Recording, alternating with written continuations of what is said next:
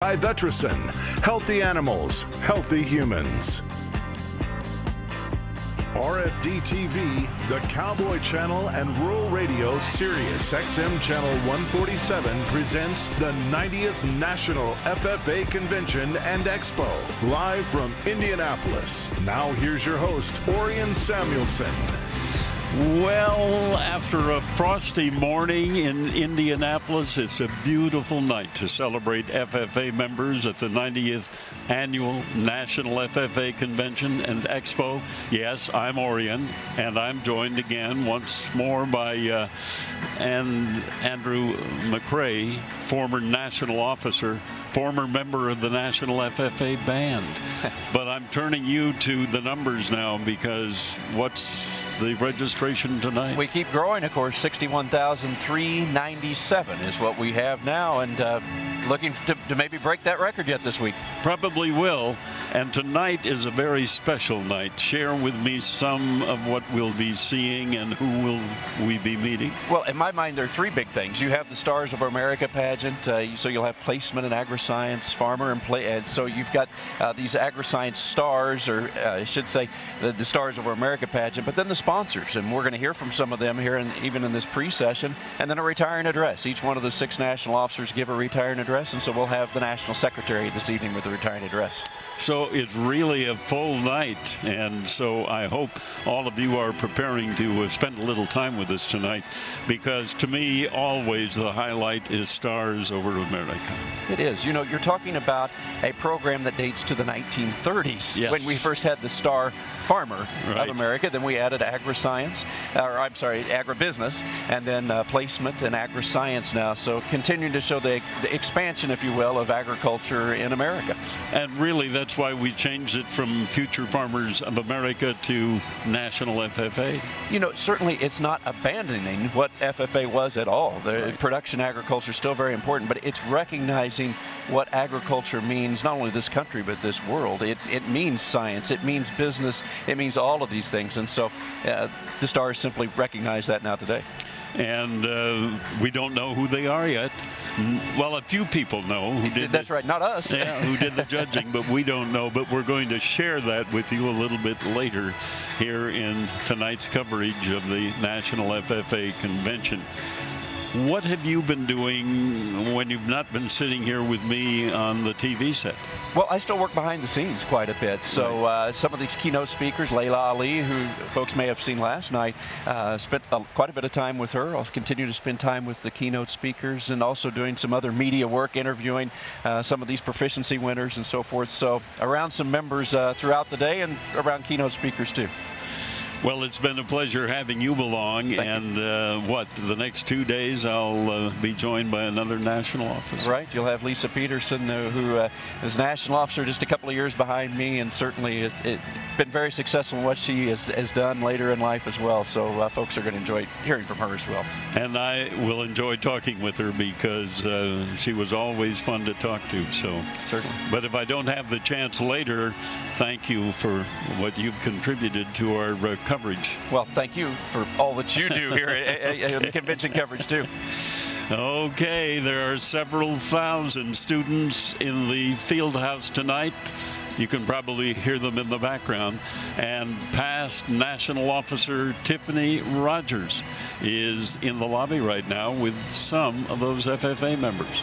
Thanks, Orion. We are down here in the lobby hanging out with some chapter members from my home state of Michigan. The Branch Area Career Center chapter is with us, along with some state officers from Texas that we're going to chat with. So let's see who we have here with us.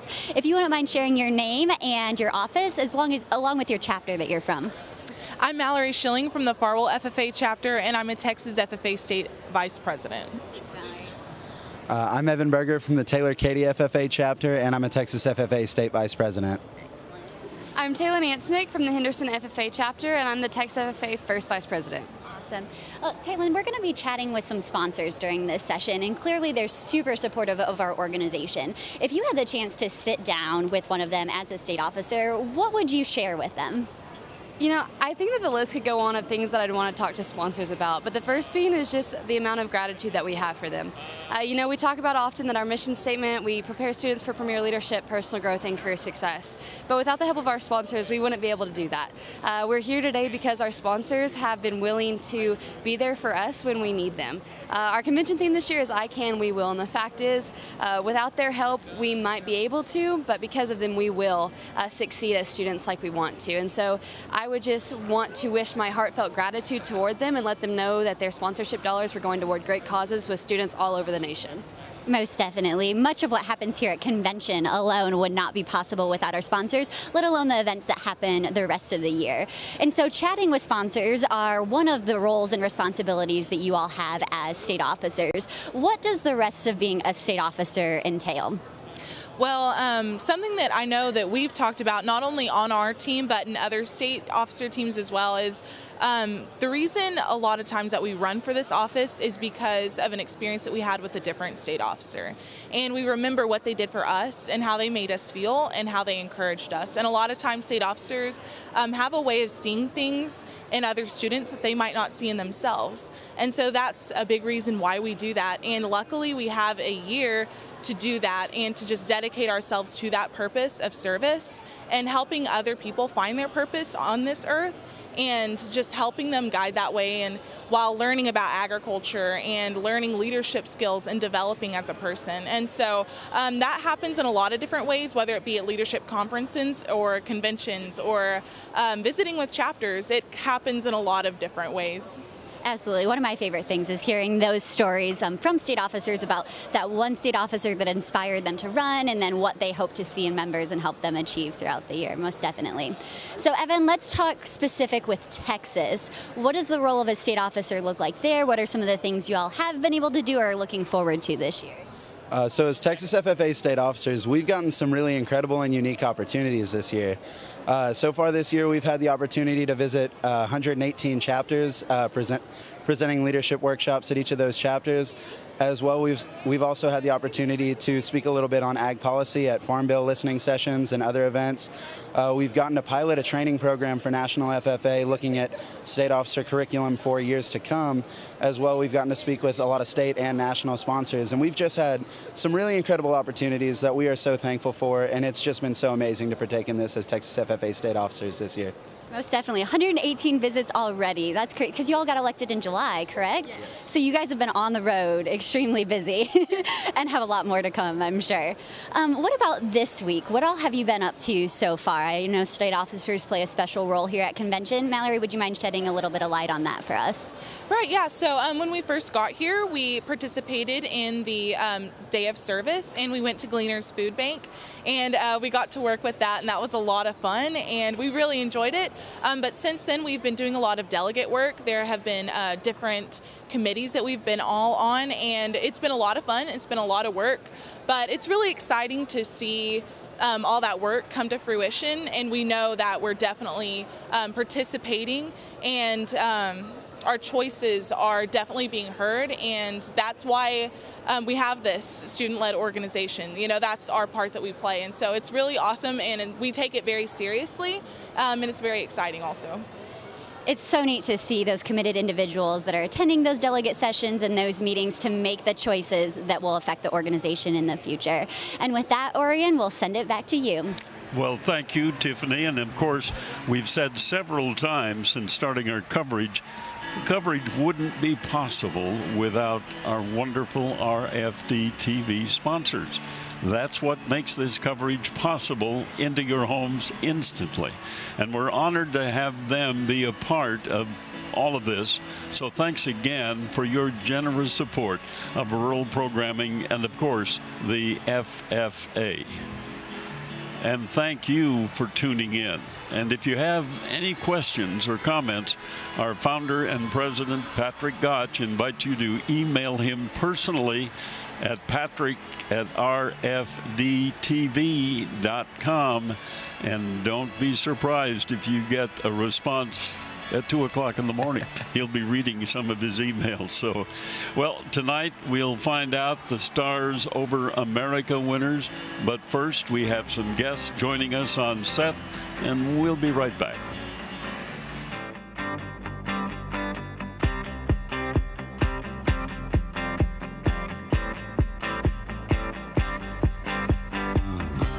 This portion of RFD TV's live coverage of the 90th National FFA Convention and Expo, powered by Ram Trucks. Guts, glory, Ram.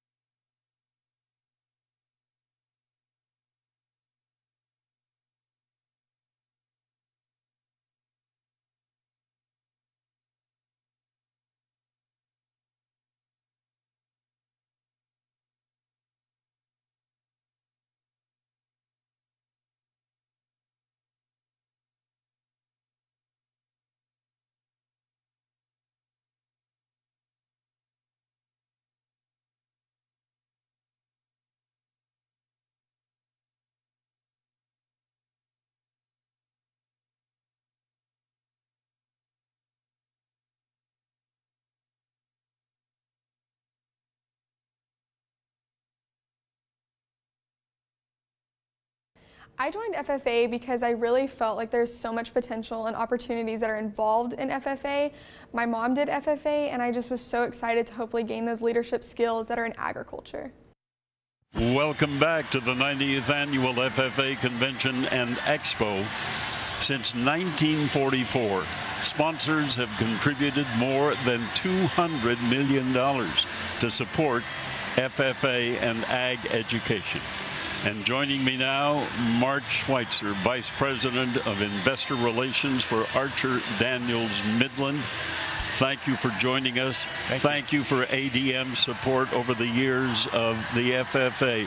Why does ADM do it? You know, we've been doing it 58 years, and there's a reason. We're developing leaders for the future. And every year we got to keep hiring people, so that talent pipeline just continues. And it's amazing how many different jobs a company like ADM would have to offer to employees. You do everything all over the world. Yeah, we have over 30,000 employees around the globe, and we hire them from attorneys to accountants and auditors and people that work in the grain elevators to marketing and management and grain merchandisers. So we hire just about everybody. If you want to work in agriculture, we got a job for you. But beyond your job at ADM, you do work on the foundation board for FFA. I do. I was the chair this year of the 2017 sponsors board, and we had a great year. It's a real tough economy this year, obviously, in agriculture. It's difficult when you get corn below $4.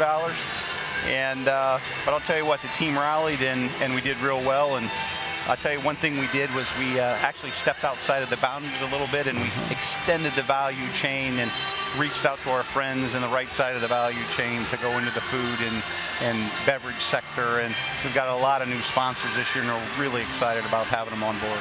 Because we do have people in the retail industry and in the food business and many other areas. Absolutely.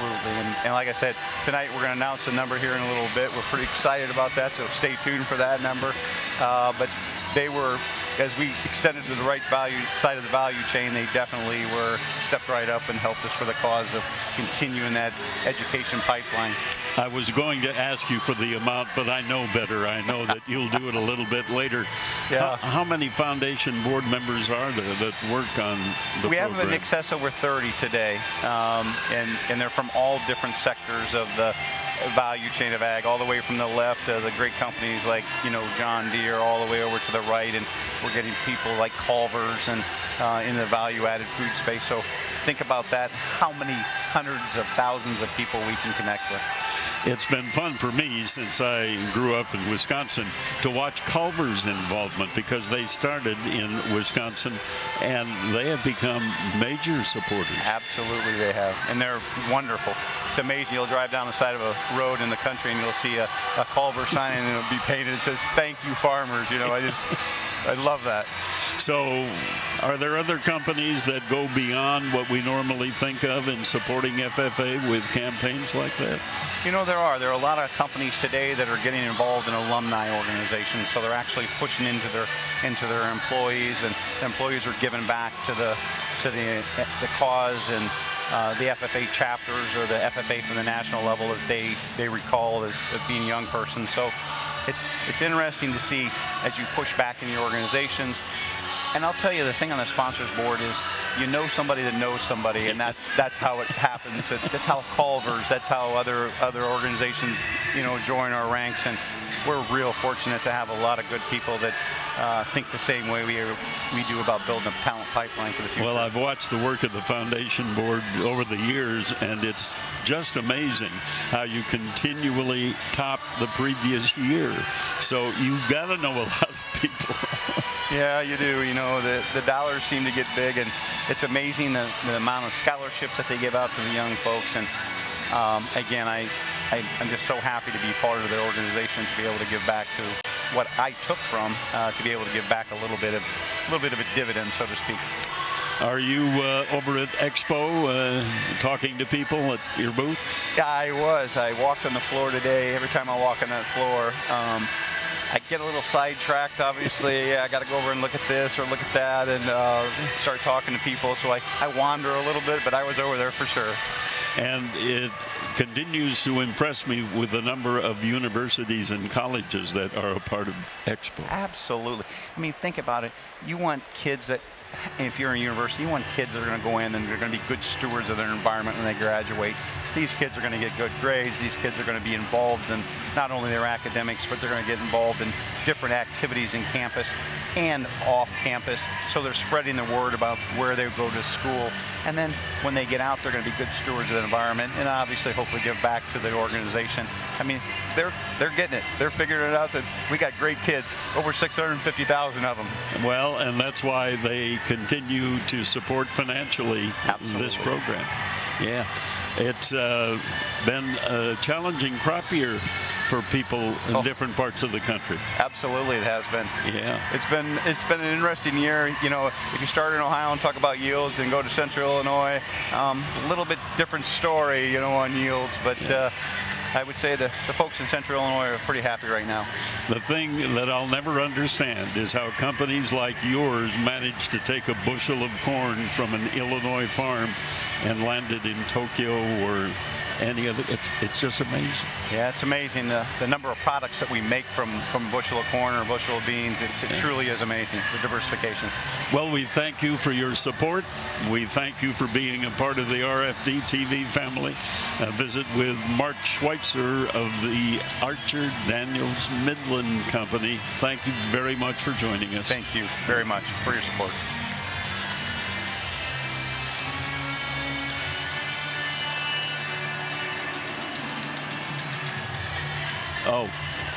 There are more than 8,000 FFA chapters across the nation.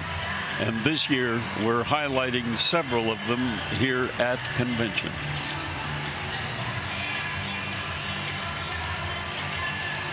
The Oakley FFA of Florida was founded in 2010 and currently has over 120 members. The chapter prides itself in strengthening agriculture and sharing the importance of the industry with others, including local elementary schools. We worked with first graders planting 4 raised beds, and then we taught them how to build the beds and about soils and the germination process and planting. And then we participate in the Agriculture Literacy Day, and we go to the different elementary schools and read to them and teach them about agriculture. The chapter also gives the agriculture class experience to students with disabilities through hands-on lessons planned by members. So from all of us here at RFD TV, we wish you Oakley FFA a great convention week. You can relive the excitement of these of the 90th National FFA Convention and Expo anytime. And here's how you do it. Just look for Rural TV on any Amazon Fire device or by using the Amazon Fire Stick. You can also watch our Gavel to Gavel coverage live or on demand at the RFD TV Country Club. Just log in or sign up for a country club membership. Subscribe at rfdcc.com for $10 a month. We'll be back. There's more to come on Session 3.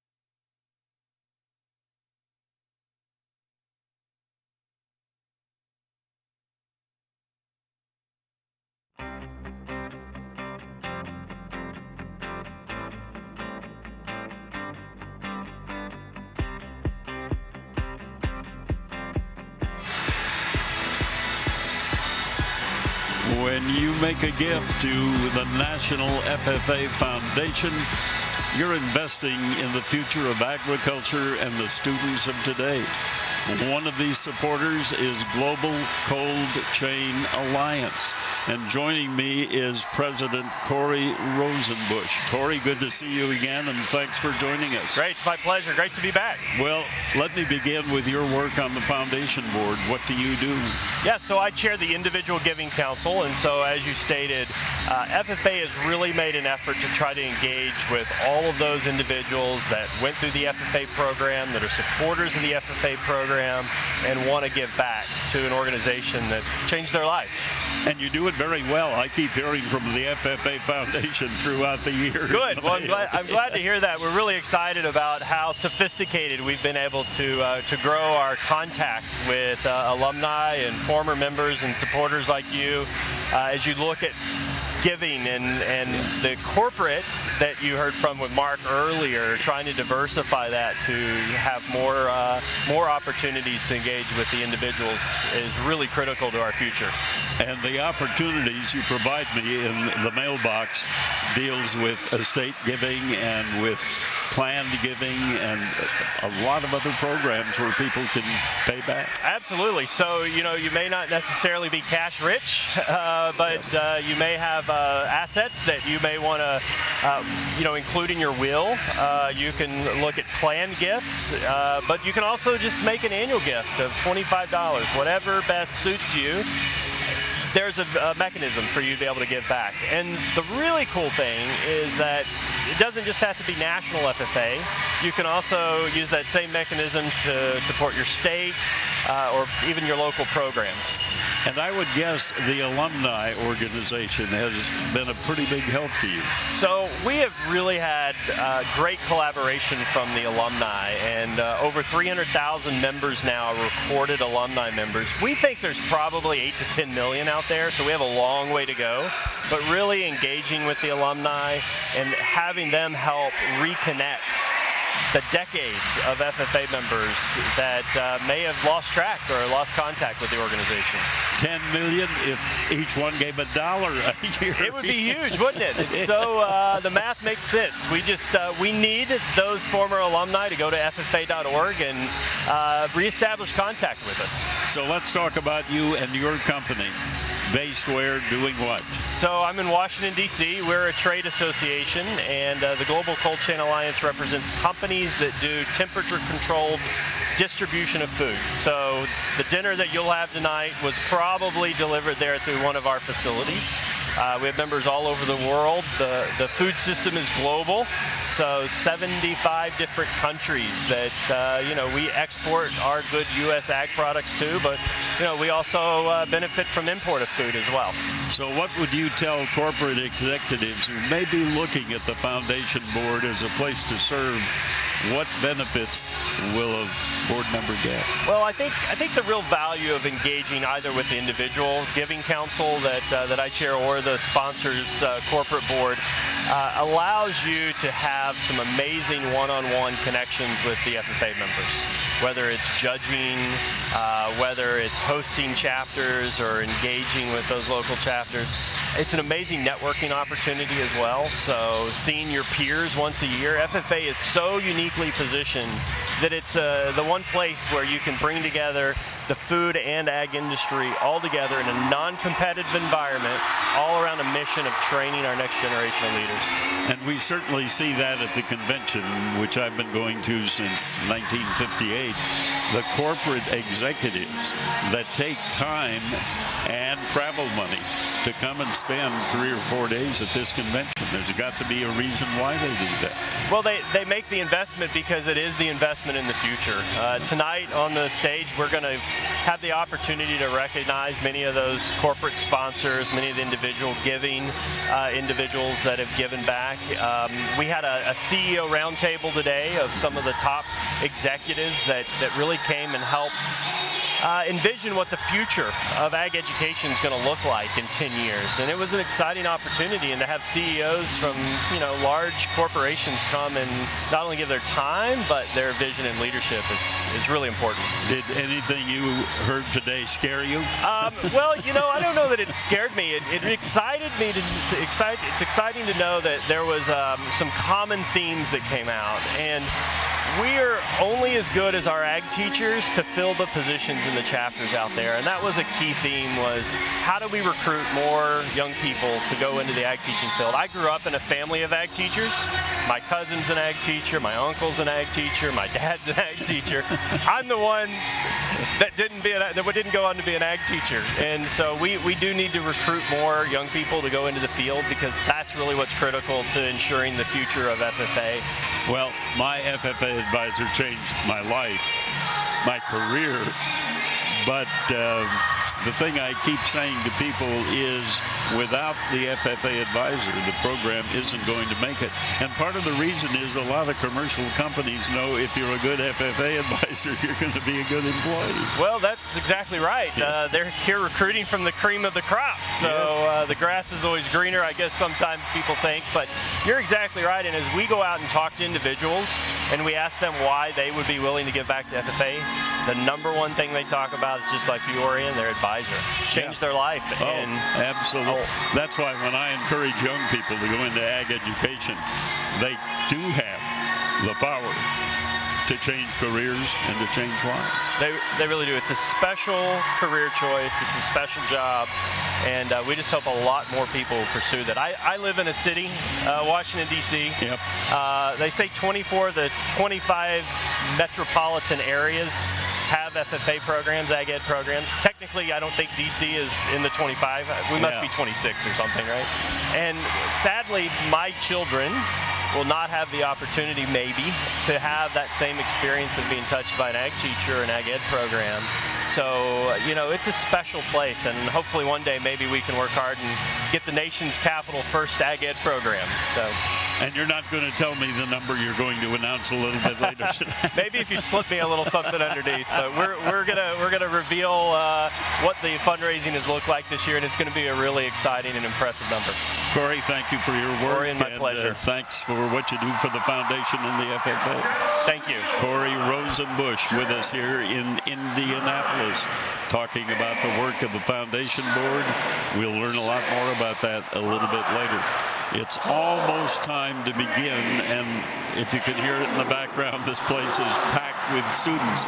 But so are the social media waves.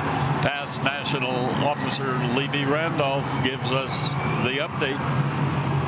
Thanks, Orion. Yeah, as the party continues inside, there is so much to talk about, and we are seeing it on Twitter right now. Students are taking to the internet to share what they've experienced all day with family and friends back home. Let's look at what some of our members have to say. We have Micah, who says Indiana is a gold-level semifinalist with Tri-County FFA, celebrating their recognition of all the hard work that they've continued this year.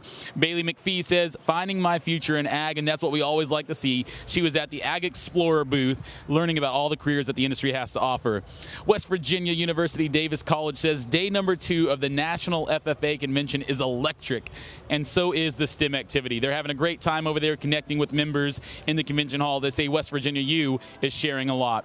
Lakewood Ranch FFA says our chapter was recognized today as a 3-star national chapter, and we were a finalist in the Strengthening Agricultural category. Thank you to all of our members for making our chapter strong by growing leaders, building communities, and strengthening agriculture. You all are amazing. Great job to Jessica Beards and Kara Zavini for representing our chapter as finalists. Hashtag I can, we will, FFA, with a nice knock to the FFA vision. Livy says, so I bought a new sweatshirt. I'm happy that I can wear it. Hashtag I can, we will, FFA. Thanks, Livy, for showing us how you rock your FFA swag. We have Gordon Central FFA, who says GC senior Amara White had the opportunity to visit with the American Farm Bureau president, Zippy Duvall, and Georgia Agricultural Educator Director, Chip Bridges, while waiting on results from the National FFA Agriscience Fair this morning at National FFA Convention. Hashtag I can, we will. Great job, Gordon Central FFA. We have Connecticut's 2017 state booth rocking it. Missouri FFA came over and celebrated Halloween early with them in their rocking milk costumes. Hashtag I can, we will, FFA. If you haven't been able to see the state booths, look online for more pictures. As you can see, so many members, so many states and chapters are sharing their experiences here at National FFA Convention, and we can only expect more to take over Twitter. With that said, back to you, Orion. Much for that report on what's happening in social media. And each year, tonight is the 3rd session of the National FFA Convention. The contests and individual proficiency members who have worked years to attain success in and outside of the classroom and organization will vie for one of 4-star farmer awards in the FFA's proficiency program. Well, the Star Awards are representative of students that have excelled in agriscience, agribusiness, as well as production agriculture. These are the best of the best in terms of their work experience and experiential learning programs. That's FFA CEO Mark Peschel talking about tonight's Stars Over America pageant. And it's getting ready to get underway. Past National Officer Andrew McCrae joins me again, and I appreciate that. What are you feeling right now? I'm feeling the vibration of the music in this table is what I'm feeling. Yeah, it rocks your chest. It does. There's a lot of excitement, both literally and figuratively right now in this arena. And right now in the arena, there's quite a laser show, I think it is. Call it. Oh yeah, no, the open, when the officers race in, the music, the lasers, it's really a grand performance. It really is. And looking ahead to Saturday and the introduction of the new officer team, I hold my breath every year that somebody doesn't fall on the steps running up onto the stage. Did you do that? I went back and looked, and I don't think I hit the steps on the way up. You have superhuman powers, I think, at that point. You just leap onto the stage. I would guess that between now and Saturday afternoon, the officer candidates will not get much sleep.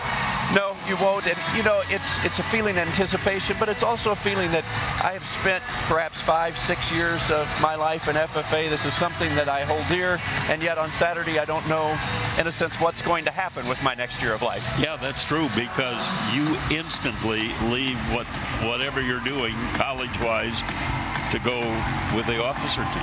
You go back to your college and have about 2 weeks to finish the semester, and you are then gone for a year from wherever you go to college, yes. But it was worth it. Oh, definitely. Yeah. Great year. Yeah.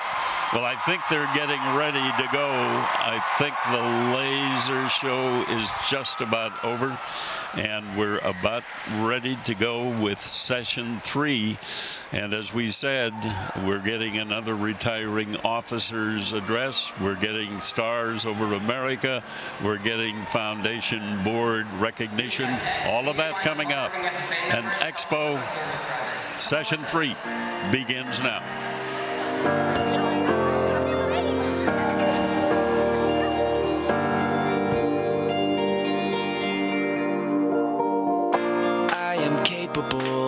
We are unstoppable. It starts with you. It starts with me. Shape the future. Aspire greater. It starts with us. It starts with we. Together we stand. United together. We better this land. Hey, y'all, come on in. Better this land. Rise up to the challenges, strive for greatness. I can, but together we will. I can, but together we will. I can, we will. Be the change we want to see. I can, we will. Step up and leave a legacy.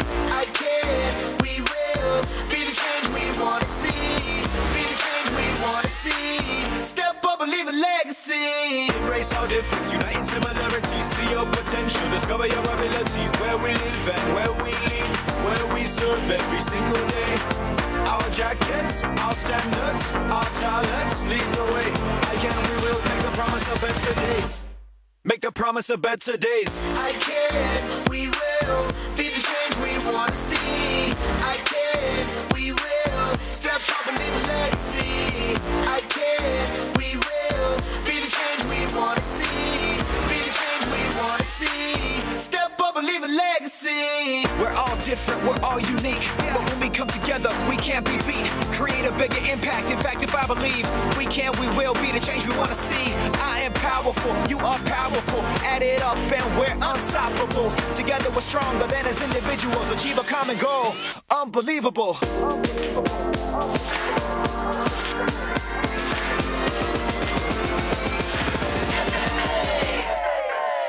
I can, we will. Be the change we want to see. I can, we will. Step up and leave a legacy. I can, we will. Be the change we want to see. Be the change we want to see. Step up and leave a legacy. I can, we will. Be the change we want to see. I can, we will. Step up and leave a legacy.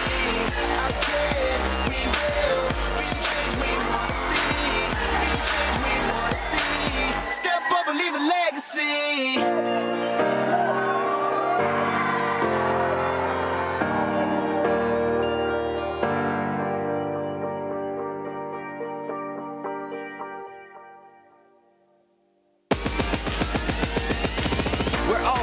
We're all unique, but when we come together, we can't be beat. Create a bigger impact. In fact, if I believe we can, we will be the change we want to see. beautiful, you are powerful. Add it up and we're unstoppable. Together we're stronger than as individuals. Achieve a common goal, unbelievable. I can, we will, be the change we want to see. Be the change we want to see. Step up and leave a legacy.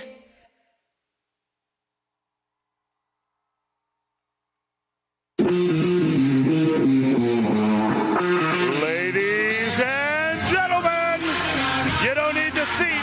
Get on your feet and let's raise the roof for your 2016-2017 National Officer Team. Here we go. It's about time now we set it off.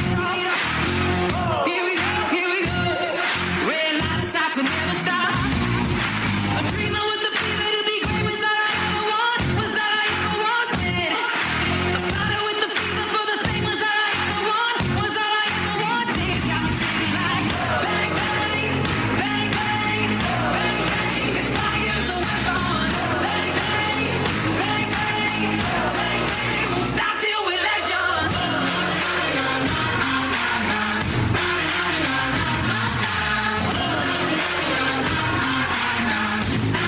Won't stop till we're legend.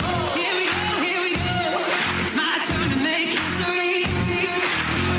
Here we go. When I'm gone, they'll remember me. A dreamer with the fever to be great was all I ever wanted. A fighter with the fever for the fame was all I ever wanted. Got me singing like bang, bang, bang, bang, bang, bang. It's fire's a weapon. Bang, bang, bang, bang, bang, bang. Won't stop till we're legend. Won't stop till we're legend.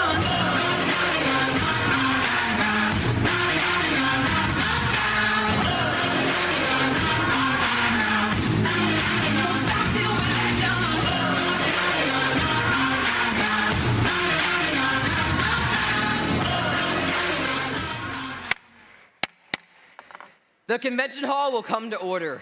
We're now holding the third general session of the 90th National FFA Convention and Expo.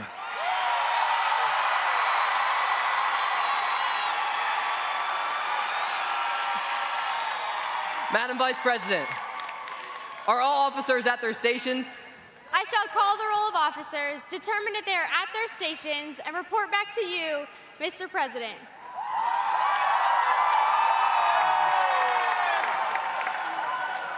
The Sentinel.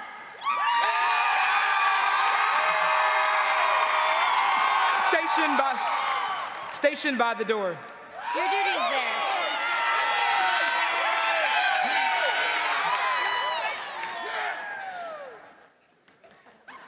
Your duty is there. Through this door pass many friends of the FFA. It is my duty to see that the door is open to our friends at all times and that they are welcome. I care for the meeting room and paraphernalia.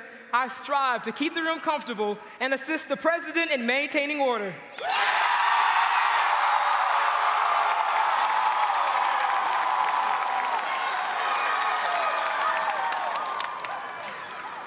The reporter. The reporter is stationed by the flag.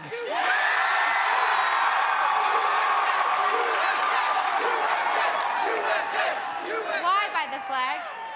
As the flag covers the United States of America, so I strive to inform the people in order that every man, woman, and child may know that the FFA is a national organization that reaches from the state of Alaska to the Virgin Islands and from the state of Maine to Hawaii.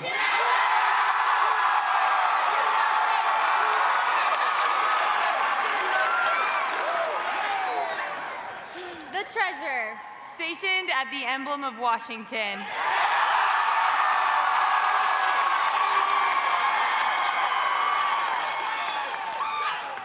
Your duty's there.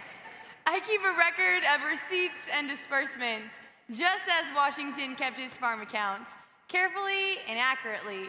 I encourage thrift among the members and strive to build up our financial standing through savings and investments. George Washington was better able to serve his country because he was financially independent.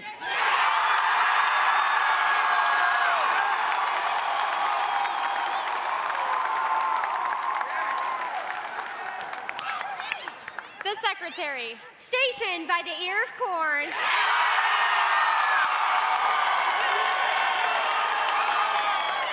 Your duties there. I keep an accurate record of all meetings and correspond with other secretaries wherever corn is grown and FFA members meet.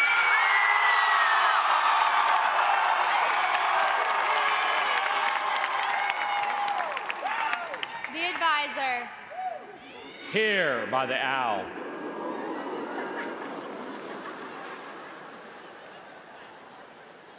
Why stationed by the owl? The owl is a time-honored emblem of knowledge and wisdom. Being older than the rest of you, I'm asked to advise you from time to time as the need arises. I hope that my advice will always be based on true knowledge and ripened with wisdom. Madam Vice President, why do you keep a plow at your station? The plow is the symbol of labor and tillage of the soil. Without labor, neither knowledge nor wisdom can accomplish much. My duties require me to assist at all times in directing the work of our organization. I preside over meetings in the absence of our president, whose place is beneath the rising sun.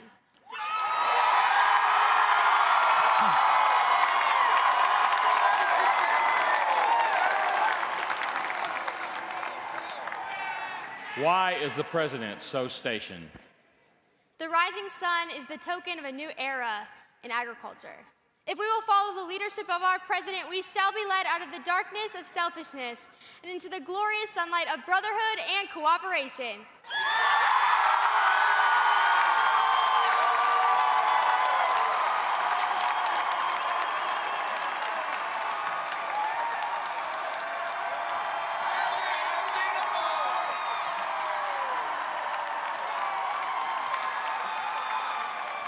Mr. President, all officers are at their stations. Thank you, Madam Vice President.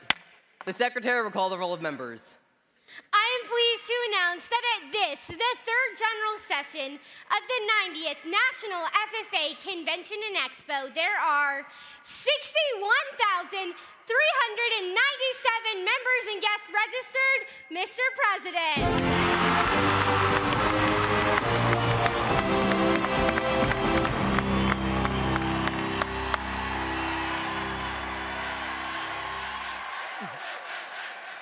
Thank you. FFA members, why are we here? To practice brotherhood, honor agricultural opportunities and responsibilities, and develop those qualities of leadership which an FFA member should possess.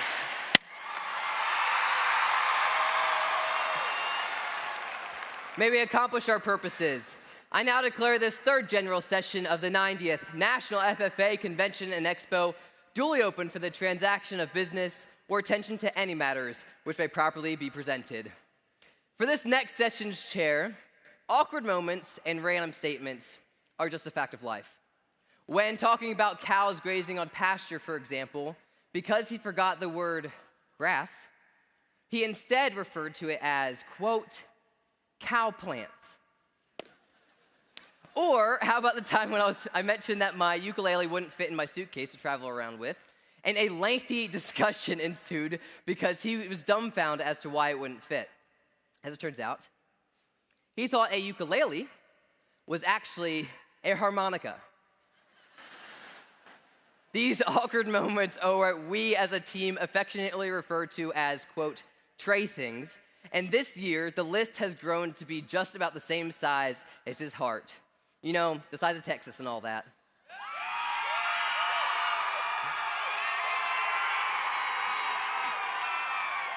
He loves sharing funny stories, switching rapidly from laughter to deep life chats and back again. And his Texas A&M Aggies, ladies and gentlemen, our Session 3 chair and your Western Region Vice President, Trey Elizondo.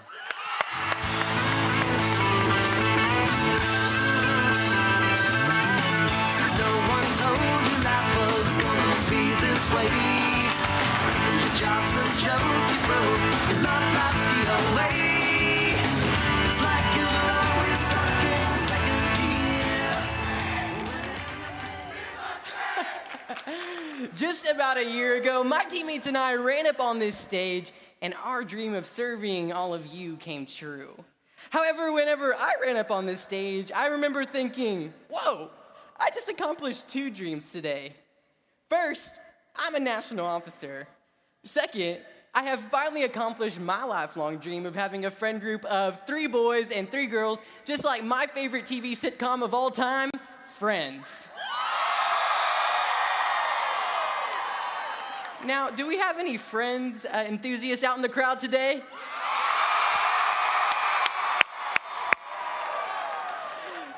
Some of my most favorite memories have consisted of sitting around the television with my family and friends, watching the mischief that this friend group would get into. So needless to say, I was more than excited to jump into this year with my own group of friends. Time and time again, I tried to figure out which Friends character my teammates and I most aligned to. Ashley had the competitiveness of Monica. David had the same corny sense of humor as Chandler. Victoria lived by the same free spirit as Phoebe. Deshawn has the same perfect smile as Joey. Valerie has the fashion sense of Rachel.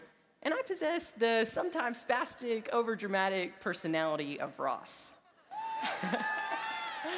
However, no matter how many times I tried to make our 2 friend groups exactly the same, I realized we had many differences. I realized that then it wasn't the characters that I admired the most, but rather the strong bond of friendship that they possessed. It's the strong bond of friendship that takes time to build, is always there to celebrate your successes, and accompanies you in all of your goals. Tonight, in this session, we get to celebrate many of our friends here tonight. First, we will start off by celebrating those folks who have perfected their talents and skills in our organization, our Stars Over America. Next, we will recognize our sponsors who help us reach our highest potential. And finally, we will switch the channel and hear the retiring address of your friend and our National FFA Secretary, Ms. Victoria Harris.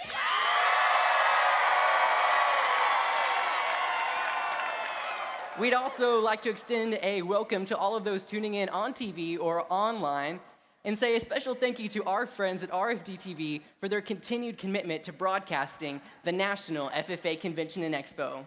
So grab a friend, find a seat, and get ready for this, the 3rd general session of the 90th Annual National FFA Convention and Expo.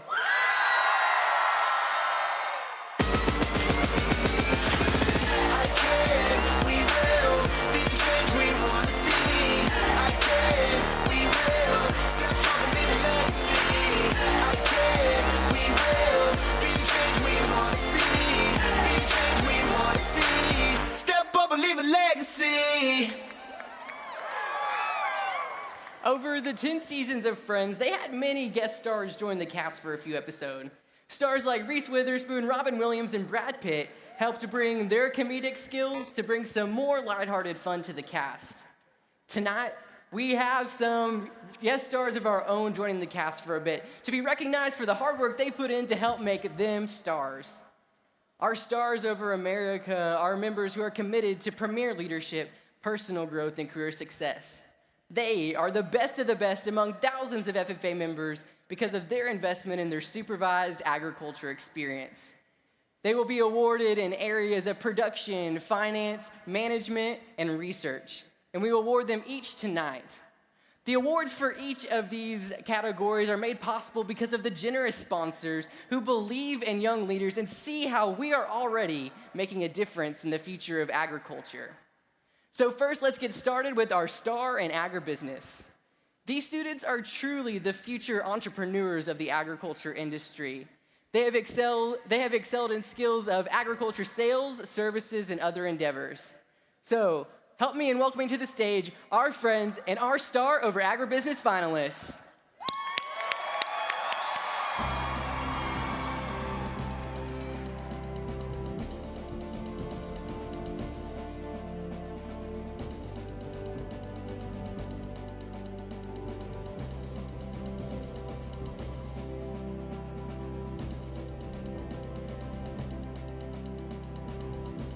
A simple podcasting club in 8th grade to help students get connected planted a seed for Nathan DeYoung and started him on his path of innovative communications and marketing. My SAE, Innovative Communications and Marketing, focuses on owning and operating my own business that provides services in the realms of visual and digital communications.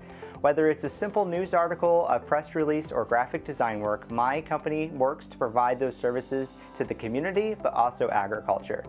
My services don't stop at just the digital realm. I also provide social media and marketing materials to help my clients better market their business. That includes understanding and reading media analytics. Well, I've been able to see Nathan grow into an outstanding young man. He's grown from this quiet freshman in high school to someone who advocates for agriculture and uses communication skills to tell the world. My SAE was derived from the early days at Shenandoah Middle School when I first joined the FFA. I was in the Raider Podcasting Club. It was my experience there that developed an interest in communications and later applied that in FFA, leading to the creation of innovative communications and marketing. By doing this SAE, he has become more passionate about his work and grown as a leader. Owning a business, you gotta have strong financial records and a desire to be persistent through the entire duration of your company. And I think that's what I learned from ag class. I remember ag business management was one of my classes, and I remember learning a lot of the fundamentals in there, and I still use those today in my business. I have a few clients out of the 11 consistent clients I have that are agriculture based. One's the Henry County Beef Boosters Association, and they have reached out to me to put together a website. And by putting together a website, it's allowing them a platform in the space on the digital market to really be able to share their story and connect people to agriculture through them. My name is Nathan DeYoung, and I'm from the Shenandoah FFA chapter in Middletown, Indiana. I'm a finalist for the American Star in Agribusiness. Please join me in congratulating Nathan DeYoung.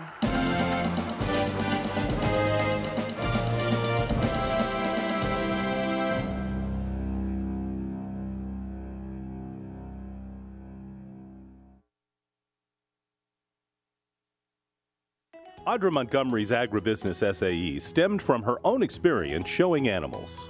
Since we had the cattle and since we showed livestock, it kind of only made sense for me to start the Sullivan's business and sell livestock supplies to other people in North Dakota. And so I took my Sullivan's products to different shows to start out with and then kind of grew it from there. It was the summer before she was a freshman, and I was, as the teacher in me, trying to, come up with some ideas about, what could she do for her SAE? Thought, well, maybe she could do something with sell and show supplies or something like that, and kind of gave her that little idea, and that just kind of took off. You want to help keep those customers happy, so they keep coming back and they tell their friends, and I have had more customers come through by the word of mouth than anything. When you see those people coming up and they're like, oh, I need this, this, and this now, and you're like, okay, I gotta grab it, I'm grabbing it for you, and you do get to talk to them afterwards because they usually come back and make bigger purchases most of the time, but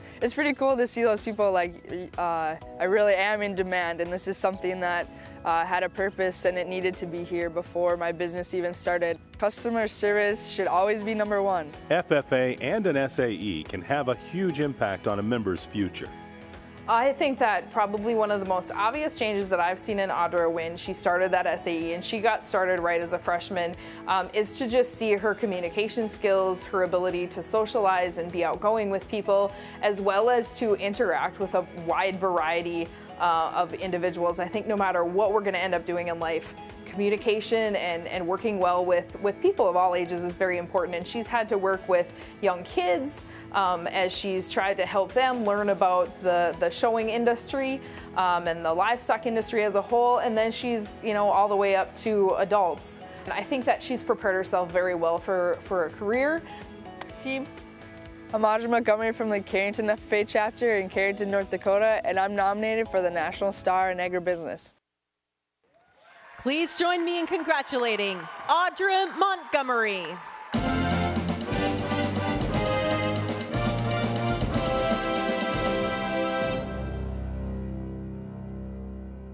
Austin Nordike's lawn care service began with a push mower in 2012. Today, he provides quality service to customers in southwestern Kansas. As my sister started mowing lawns and I was just helping her, whenever she got into high school, she got more involved with FFA activities and sports, and from there I decided that I wanted to expand the business, and so I took more of the leadership role and the ownership role and really transitioned from doing all of the jobs that she was doing before and had her working for me instead of the other way around. This has been kind of a little bit of a family affair. We've helped Austin work.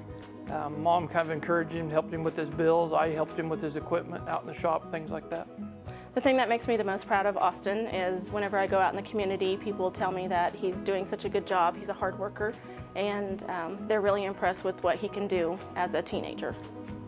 Through not only ag classes, but also different FFA activities that I've been involved in, I've learned a lot of different leadership skills that I've been able to put into place. I mean, for sure, meeting new people and being able to talk to them has really helped me. Then also public speaking skills that I've learned, and just so much more that's been really valuable to me.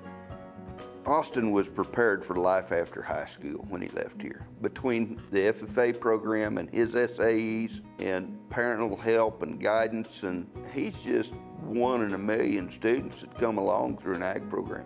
We sat and we worked on record books, learned the system, used the record-keeping format that he developed on his own, and it was just really neat to have that happen. I was looking back through all my different records and I was talking to my dad, and after looking at those numbers, I told him that I wanted to try to make $30,000 before I graduated high school. He kind of thought that was crazy and wasn't quite sure about it, but he told me that if I really wanted to achieve that, I had to work hard, and if I put my mind to it, I really could do it. It's kind of funny though, 5 long summers later, there I am before I even graduated high school, and I had grossed over $100,000 from mowing lawns. My name is Austin Nordike, and I'm from the Hugoton FFA chapter here in Hugoton, Kansas. This year, I'm a finalist for the 2017 American Star in Agribusiness. Please join me in congratulating Austin Nordike.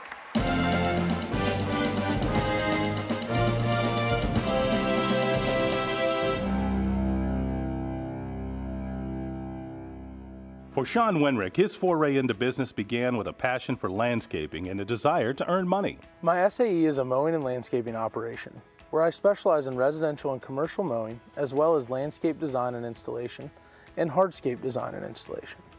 6 years ago, my brother and I started this SAE by using our tools that our dad had already in exchange for some labor around his own property.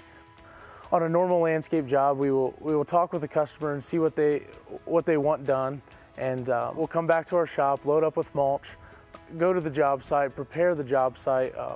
That includes edging, removing the weeds, trimming the bushes, pruning the flowers, trimming up the trees, anything to make the home look like it should. What makes me the most proud about what Sean has accomplished is his perseverance. He has faced a lot of adversities, has grown this business into a thriving business that has put himself through college. My advisors have inspired me throughout the entire process. In the beginning, they gave me the encouragement to continue the business, and throughout the process, they've answered numerous questions and anything that I would need to continue the business. The FFA has affected Sean in so many positive ways, especially in encouragement and also in responsibility of being able to take charge of what he has been assigned. Sean's future looks very, very bright.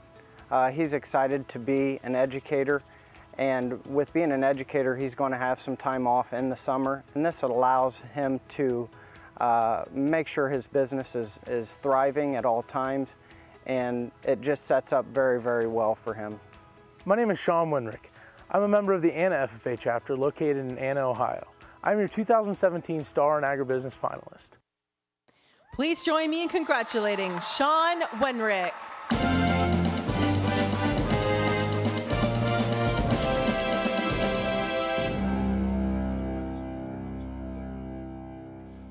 The 2017 American Star in Agribusiness is Austin Nordike from Kansas.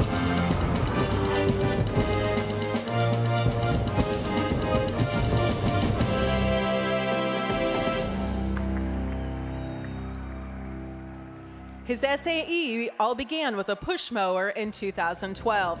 Today, Austin Nordike's Lawn Care provides quality service to customers in Southwest Kansas. Austin shared with us that the skills he learned in FFA helped him choose his career pathway of engineering technology management. Congratulations on being named the 2017 American Star in Agribusiness.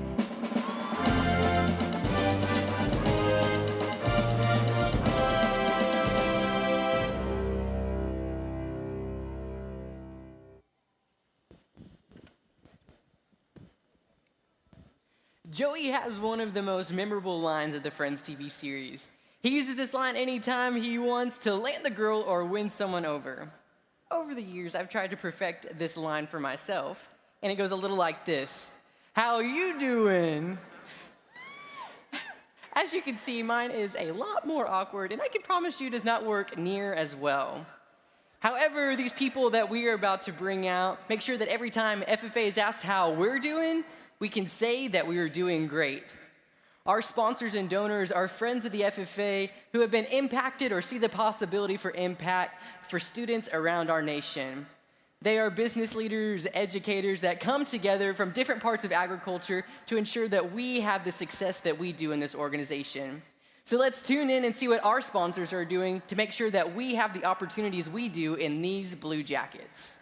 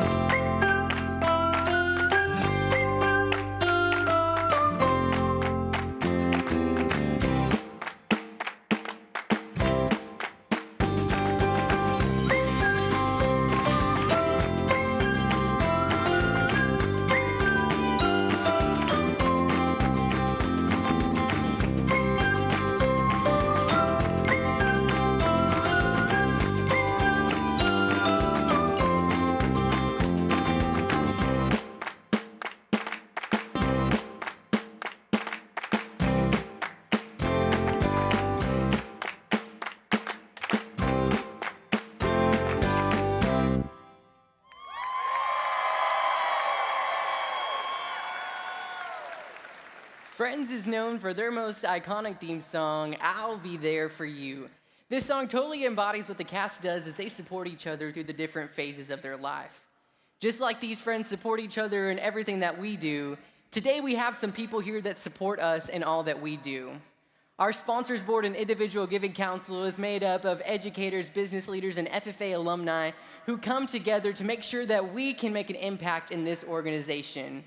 So let's go ahead and meet our friends, our leaders, and part of the individual giving council and sponsors board.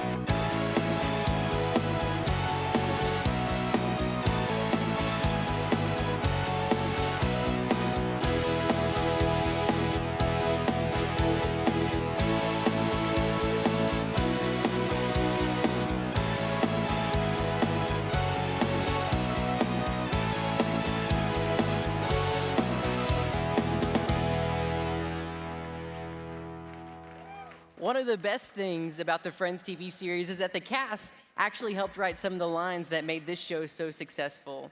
Just as this cast helped write lines that made Friends so successful, today we have some individuals here that help write success for our organization.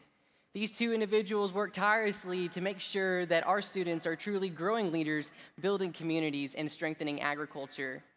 They lead the Individual Giving Council and Sponsors Board, so please help me in welcoming our friends, Mr. Corey Rosenbush and Mr. Mark Schweitzer.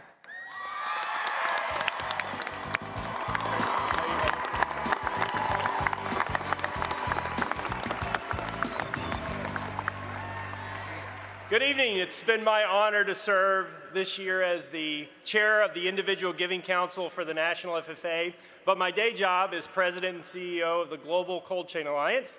We're a DC-based trade association that helps ensure food gets to your plate every evening. But I'm probably most proud of the fact that I'm a former FFA member, son of an ag teacher from the Glen Rose chapter in the great state of Texas.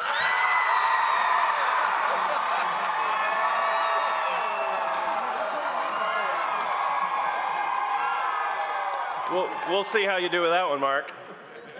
We'll be all right. So it's really a special convention for me this year because 20 years ago, I was actually standing on this stage as the National FFA president. And it's exciting because right up there, our entire national officer team have come back to celebrate, all 6 of them, our 20th anniversary. And Trey, we were hoping that maybe after the session you could keep some of the delegates back and we could do like a national officer run-in for old time's sakes. And speaking...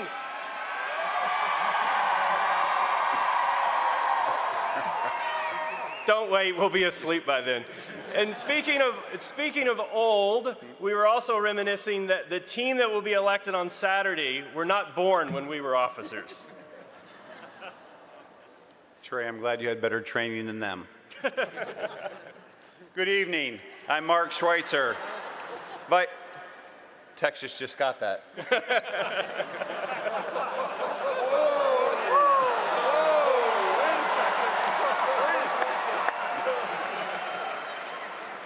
Vice President of Investor Relations at the Archer Daniels Midland Company.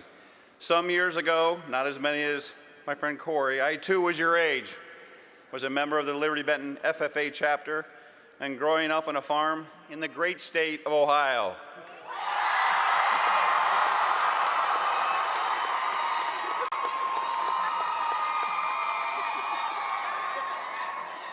OH!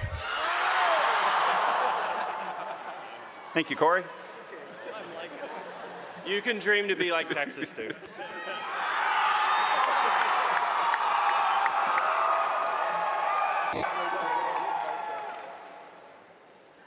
I'll let that go. I've come a long way since then. From doing fall tillage to cleaning steer pens, from originating grain to selling soybean meal overseas, or moving transportation and agricultural and food products around the globe. Today, I work with investors around the world for ADM. But what I love most is being able to give back to FFA in many ways, one of which is the individual donor. And it has been my pleasure to serve as the National FFA Foundation Sponsors Board Chair for the past year.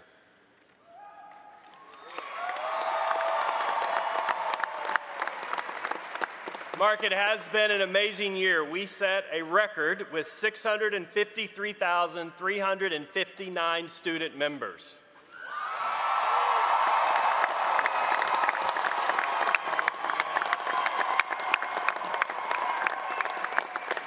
And we had an all-time high of 344,239 alumni members, but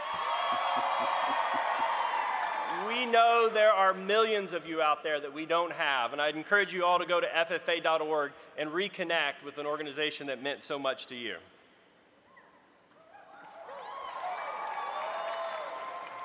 Indeed, it has been an outstanding year, Corey. Despite the difficult times in the agriculture economy, FFA was able to raise money because we are dedicated to diversifying our funding to support the National FFA with the help from a broad range of sources, both in the agriculture industry and outside of it. we will be able to help support and develop the rich talent pipeline for the future of agriculture. ADM has supported FFA for 58 years, and we want you to know that we are rooting for you. This evening, we have several people with us that are continually dedicated to help supporting the mission of FFA. They are truly living to serve. They have joined us up here on stage to help us make an exciting announcement about the funds we raised to support FFA this year. Because of their commitment and others like them, we are able to continue to grow leaders, build communities, and strengthen agriculture. With us tonight, as they step forward, we have our past sponsors board chairs.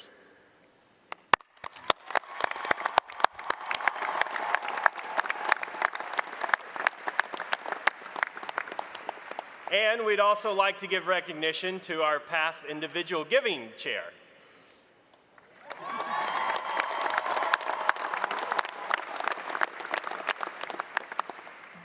Support from donors and sponsors makes a big impact on agriculture education and FFA. This year, 2,000 scholarships were awarded, totaling more than $2.7 million.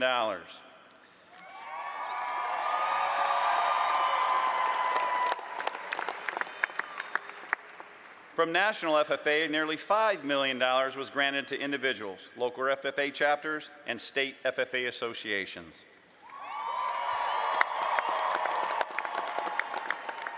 More than $1 million of the annual total that was raised in support of ag education that includes supporting state staff and agricultural educators. $795,000 of the total amount was contributed from dedicated individuals who wanted to give back to FFA. Those financial resources also enabled you as FFA members to help those in need in your own community.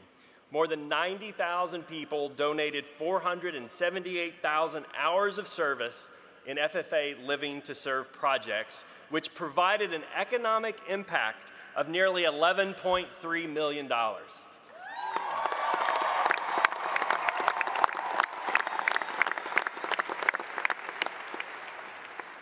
FFA members, like I said before, all of us, sponsors and donors, are rooting for you because we believe that the future lies in your very capable hands. Ladies and gentlemen, tonight we are very proud to announce that for the past year, state FFA associations reported fundraising at $7.3 million, and the National FFA Foundation raised $18.5 million. So in support of more than 650,000 FFA members, FFA raised a combined total of $25.8 million.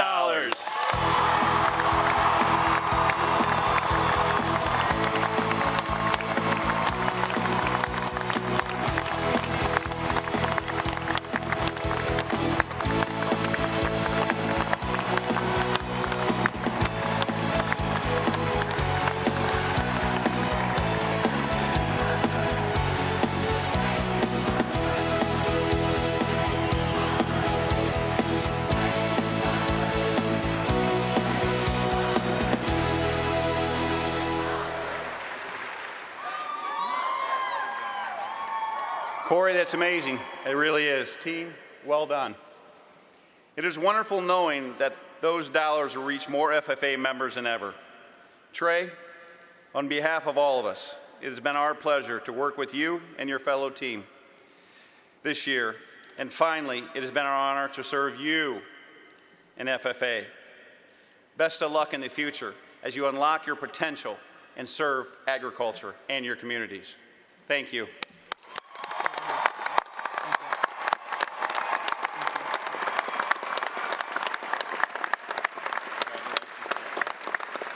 Thank you, Mr. Schweitzer and Mr. Rosenbusch, and thank you for all of you up here for your continued commitment to growing leaders, building communities, and strengthening agriculture. Let's give it up one more time for our individual giving council and our sponsors board.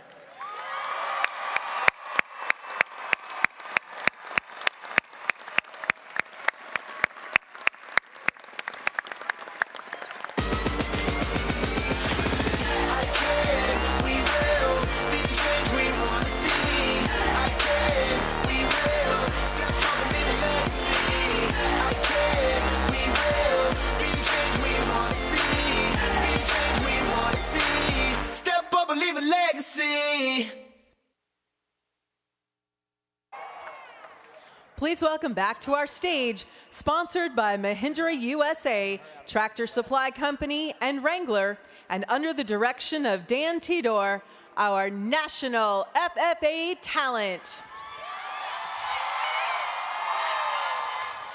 Hey y'all, my name is JC Lane Dietrich and I'm from the Newcastle FFA chapter from the great state of Oklahoma.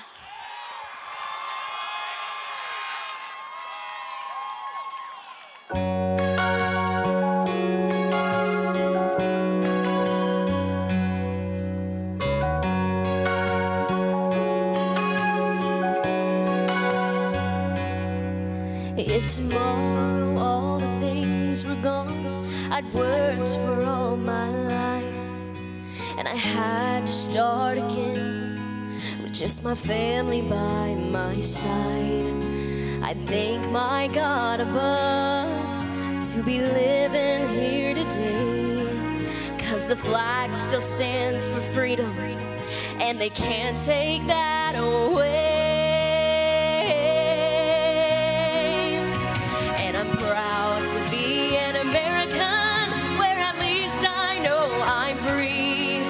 And I won't forget the men who died, who gave that right to me. And I gladly stand up next to you and defend her still today. 'Cause there ain't no doubt I love this land. God bless the USA. Ladies and gentlemen, we live in the greatest country in the world, and that's all because we have men and women fighting daily for that freedom. Thank you for standing. Well, from the lakes of Minnesota to the hills of Tennessee, across the plains of Texas, from sea to shining sea, from Detroit down to Houston and New York to LA. Well, there's pride in every American heart, and it's time we stand and say, let me hear you, FFA, that I'm proud to be an American, where at least I know I'm free. And I won't forget the men who died, who gave that right to me. And I gladly stand up next to you and defend her still today. 'Cause there ain't no doubt I love this land. God bless the USA.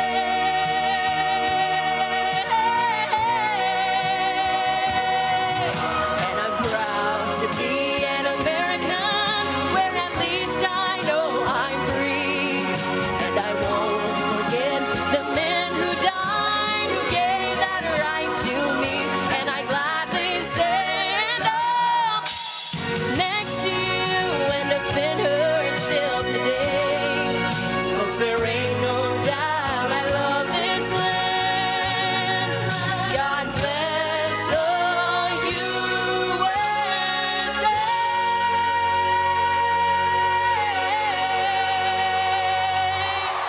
Thank you.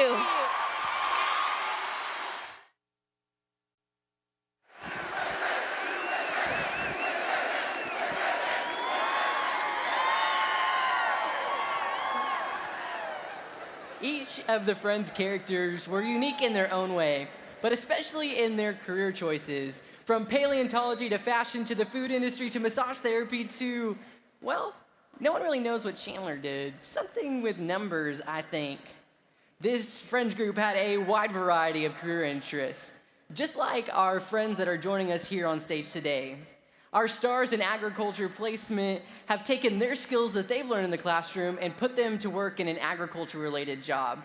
They work tirelessly every day outside of school as they pursue their passion in the agriculture industry. So please help me in welcoming our friends, our finalists and star in agriculture placement.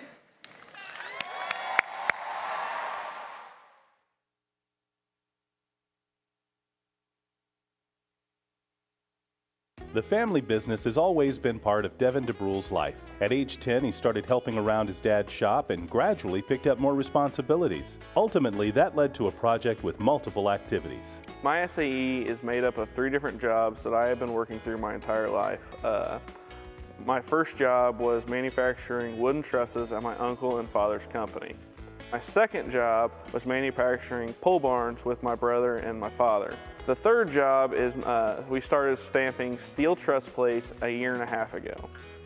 This project we started about 5 years ago, but it took up until a year and a half ago to actually get it running. I could turn him loose on a job with a backhoe, a bulldozer, or building barns or trusses or manufacturing truss plates. Business-wise, he's become a leader,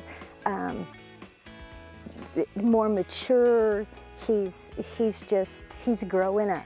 You have to be really accountable for everything that you do, because at the end of the day, if something goes wrong, I'm going to come back and fix it, even if I'm not accountable for it, because it's my product and I want it to stay looking good for you as long as it is there. Another lesson I've learned is pride. You have to have pride in your work to show that you are going to prove to them that your product is worth it. He takes each job as if he's doing his own. When he goes to build the pole barns for somebody, he puts a lot of time and energy and care into it.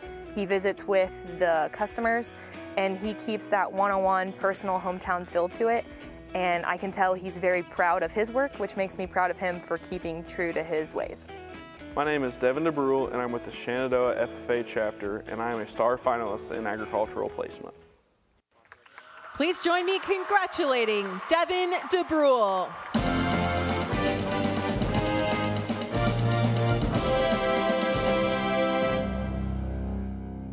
When Kelly Eink was a little girl, she wasn't interested in playing dress-up. She was much more interested in horsepower and torque. Well, I grew up riding around the countryside with my dad in the truck, so I always kind of wondered how things work and why. I thought I was going to be an engineer for the longest time. Went to school for diesel technology and ended up liking working hands-on, and that's where I stayed. All the times, spent together and, working on the truck and keeping it running, changing tires, and how she was too small to run a tire bar, but she wanted to do it and change the tire and stuff, but she got her done. It's been kind of interesting. From when she was a freshman, she was kind of reluctant to join FFA. One of her classmates kind of encouraged her, and she ended up taking a class and then joined FFA, and over time she just got into the ag mechanics types of things. She was just all in and really seems to enjoy it. I didn't grow up on a farm. I didn't know about FFA until high school. So once I started learning about FFA and all the opportunities, I dove in and I got a job at the local service garage, oil changes, tires. I went to diesel school my junior and senior years of high school, graduated the July after high school, and got a job full-time at Icon Ag and Turf, a John Deere dealer. She has just stuck with it. Again, it's kind of an area that you don't see females in, so she's handled that with great poise and professionalism and just done a tremendous job. Mr. Cum and the FFA program in South Bryan is top-notch. It's amazing how far FFA has taken her. If you put time and effort into it, you'll go places. Hi, I'm Kelly Eink. I'm from Primgar, Iowa, from the South of Bryan FFA chapter, and I'm a finalist for the American Star Award in Ag Placement. Please join me in congratulating Kelly Eink.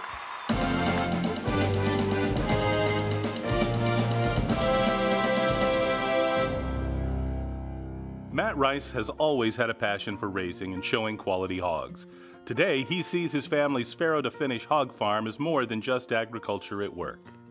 My project is vertically integrated through raising superior market hogs, growing quality crops to sustain our hogs' nutrition, and directly marketing and harvesting our hogs to consumers. I picked this area for my SAE because growing up on my family farm, it's what became natural to me. Going out in the barn and helping my dad with chores and showing pigs at the fair, it just became something that I love to do. Matt has changed in his SAE throughout the past 6 years, developing from basically showing livestock at the fair to taking on many of the management areas on the farm. Preserving the history of my family's farm is important to me because I'll become the third generation hog farmer. It's just something that became important to me after my dad took over the farm from my grandpa, and I felt that I should also. I think my husband always wanted somebody to take over the farm, and I think when Matt decided that that was what he was going to do, that made him feel really good too. That he built something that he can pass on to another generation. He's looking forward to bringing new technology to the farm, and agriculture is ever changing with equipment, technology, and so that'll be very helpful. Innovation and new technology has affected my SAE by providing future goals for our farm to implement, such as getting GPS and auto steer in our tractors, as well as yield monitoring to better produce our crops. We're also looking at tiling to be able to plant our crops at optimal times. Some of the support that Matt received from me was having the ability to go to some of the state and national activities in his leadership development. But also, I'm going to Washington Leadership Conference, which allowed Matt to develop those leadership abilities to lead our chapter as chapter president. Matt's SAE is going to be the major part of his future. He's decided that he's going to be one of America's agriculturalists and producing an outstanding product for the American consumer. My name is Matthew Reese, and I'm a member of the Elmira FFA chapter in Elmira, Wisconsin. I'm a finalist for the 2017 Star in Egg Placement Award. Please join me in congratulating Matthew Reese.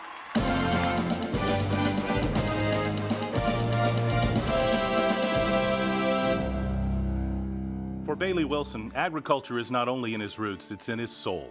He put his ag background and involvement in FFA to work at Rutledge Farm and Ranch. We run a 120 head commercial cow-calf operation.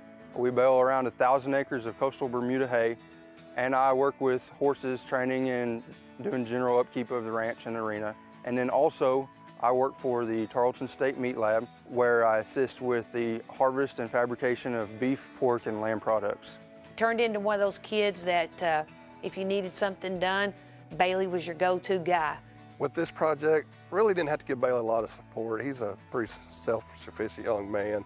Some nights when they work late in the hayfield, I'll go feed his horse and his personal animals, kind of take some stress off of him after he's worked all day. The biggest thing I learned in ag classes and FFA was to stay open-minded. I was thrown into a lot of contests, competitions, and learned a lot of things in ag classes that I wasn't comfortable with, had never dealt with, and it really helped me to keep an open mind as far as my SAE goes and learning new things. It's all worth it when you've got kids the caliber of Bailey that are successful. Those type of kids make this job the job it is, those FFA kids. For Bailey's future, I see him being involved some way in the ag. I know his dreams are to have his own cattle, cow-calf operation, raise his own hay to feed his own cattle. That's where I see Bailey going in the future. In the next year, I'll be graduating from Tarleton State University with a degree in animal science.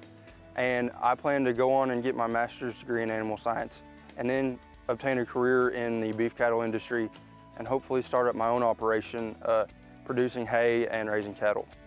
My name is Bailey Wilson, and I'm from Pilot Point, Texas, and the Pilot Point FFA chapter, and I'm a finalist in American Star Agricultural Placement. Please join me in congratulating Bailey Wilson.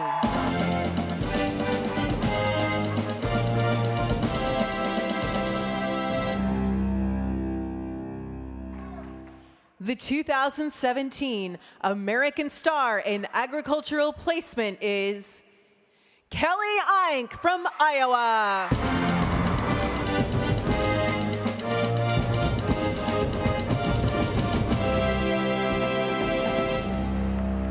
When she was young, Kelly Eink's interest was in horsepower and torque.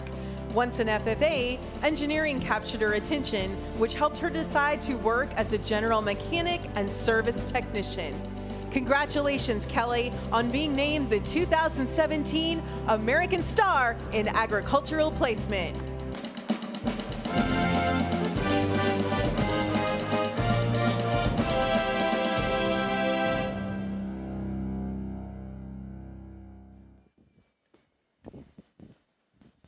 In the Friends series, Joey was most known for having an acting career that wasn't always the greatest. From acting in plays to acting as Dr. Draco Moray in The Days of Our Lives, this friend group never failed to tune in and support their pal Joey. Just like these friends never fail to support Joey, today we have so many people here with us that support us in everything we do. They see the transformational power that agriculture education has on our students, and they work tirelessly to ensure that we have the opportunities we do. Let's tune into the screen and see what our sponsors are doing as they help us succeed in our blue and gold jackets.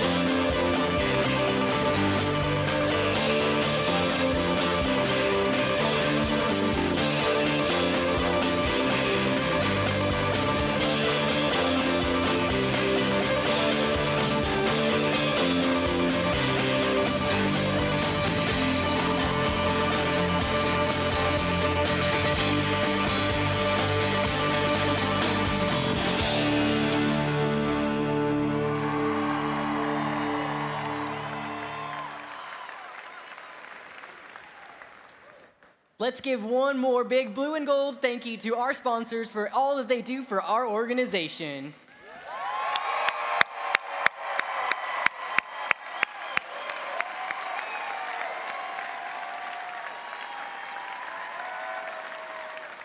One of the most famous sets of the Friends TV series is this Friends' beloved coffee house, Central Perk. It's there at Central Perk that this friend group had some of the best and most hilarious memories of the TV series. Central Perk served as a common place of support and community for this friend group. Just like Central Perk provided community and support for this friend group, so does our next group of individuals. They see the power agriculture education has on our students, and they work tirelessly to ensure that we can move into the future. The Milestone sponsors we will be recognizing tonight are made up of 5, 10, and 25-year individual donors and 25, 50, and 75-year corporate donors. Please help me in welcoming to the stage our Milestone sponsors.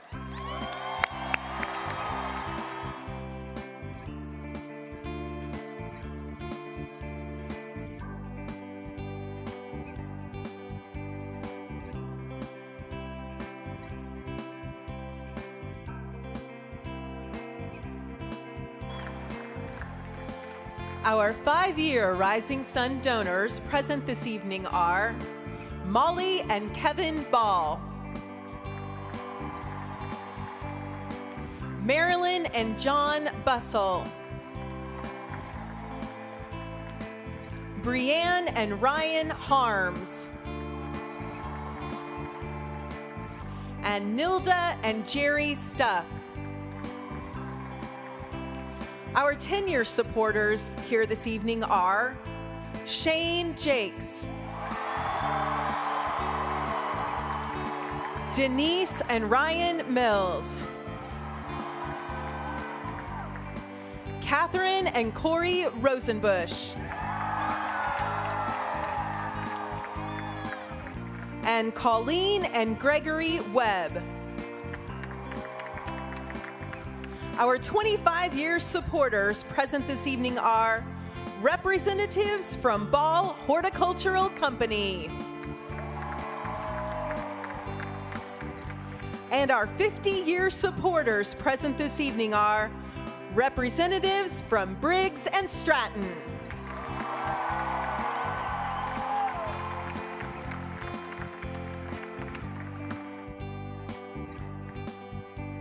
Let's give our sponsors one more round of applause.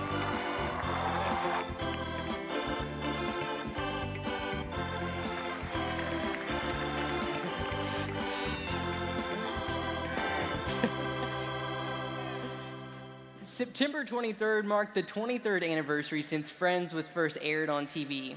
In those 23 years, Friends has continued to be one of the most watched TV series of all time, providing a laugh for every generation. Just as Friends continues to impact new generations, so do our Forever Blue sponsors. They, with their endowment gifts and their planned giving, have set a pathway for agriculturists of the future through our organization. They see the relevance of agriculture education in our organization and have planned gifts that will help us way into the future. Please help me in welcoming our Forever Blue donors.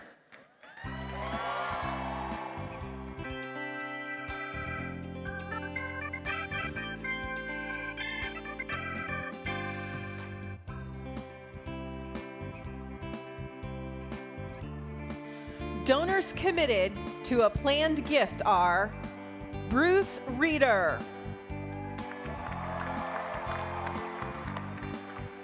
Greg and Cassie Rowland,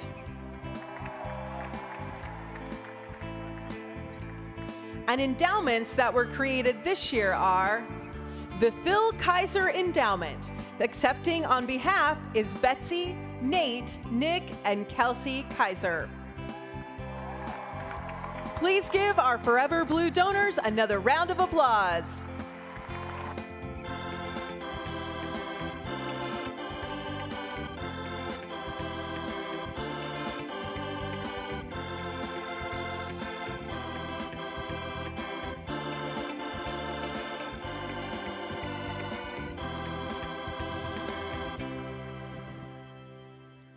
Last but certainly not least, we have one very special individual joining us today. Mr. Bob Funk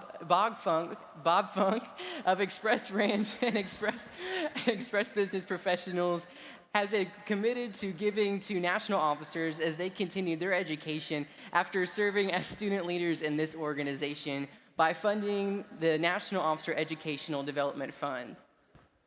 Thank you, Mr. Funk, for your continued commitment to making sure that all of us have the opportunity to pursue our passions in the agriculture industry.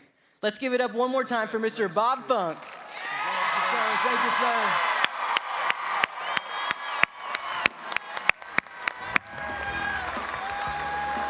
Thank you.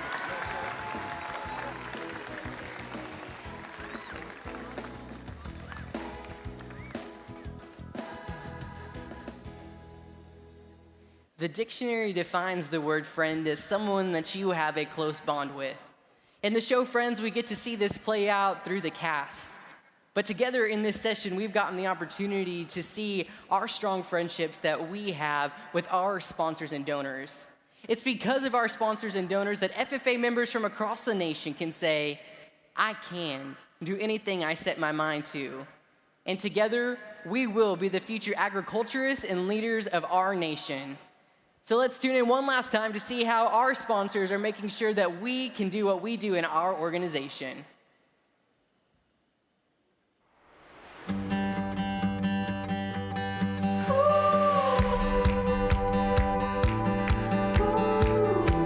With your support, I can wear the blue jacket.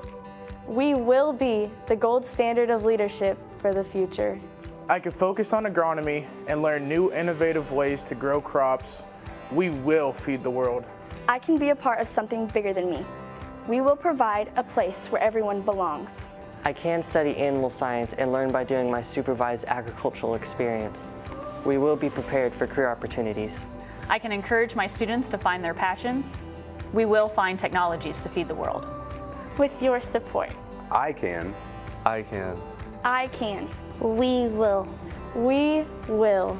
We will.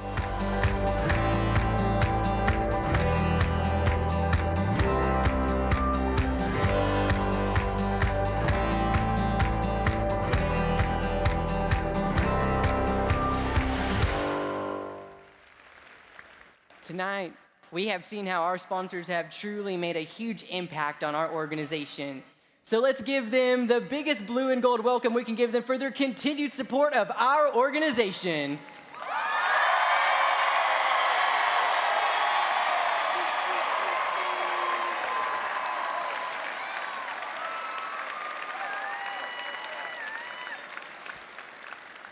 Every one of us has a friend group where someone is the brains of the group. In the TV series of Friends, that is the paleontologist of the group, Dr. Ross Geller. Though Ross is rarely referred to as a doctor by his friends because he's not a doctor of medicine, he truly is the real scientist of the group. Tonight in this session, we have some real scientists joining us here today. Our stars in agriculture and agriscience have mastered skills in agricultural sciences. They can be found in the classroom, in the lab, or conducting research on a computer. So please help me in welcoming our friends, our stars in agriscience. Libby Baker-Meisel has been interested in science since second grade. FFA introduced her to Agriscience. When my ag teacher, Mr. Clark, challenged my class to create agriscience fair research projects for in-class credit. I knew from that very first project that I wanted to address issues of importance right here on my family's beef farm. My research deals primarily with increasing the health of the Chesapeake Bay. Right now, the Chesapeake Bay watershed is impaired, and the EPA has set out different guidelines in order to increase the health of the Chesapeake Bay. As of right now, in 2017, Pennsylvania isn't making any of those benchmarks. So I can only hope that my research in decreasing the amount of phosphorus within soils can really help increase the health of the Chesapeake Bay and help Pennsylvania meet those EPA benchmarks.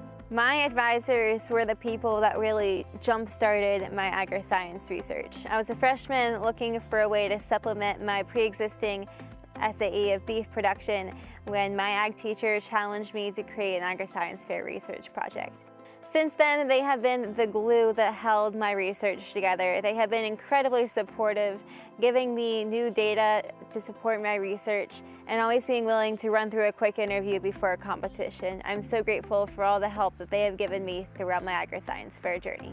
I always knew that I wanted to be an ag teacher, but I really wanted to supplement my degree in agricultural and extension education was something I was passionate about. And for me, that is environmental research and agroecology. She's always wanted to be an ag teacher for as long as I can remember. But I think this project in the plant sciences has really kind of urged her on to consider plant science as a secondary degree in college. I'm proud of the example she is to not only her peers, but her community and her selfless desire to serve others. I'm Libby Baker-Mikesell from the Greenwood FFA chapter in Millerstown, Pennsylvania, and I'm a finalist for National Star in Agriscience. Please join me in congratulating Libby Baker-Mikesell.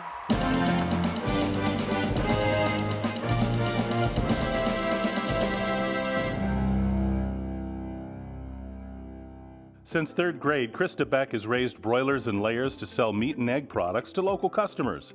Her curiosity eventually led her into Agriscience. I started my SAE because I was required to do Agriscience research in 8th grade, and it was interesting to me, so I decided to continue it in 9th grade when I started FFA, and it just continued to grow and develop from there. I kept asking questions, and there was more I wanted to learn and find out.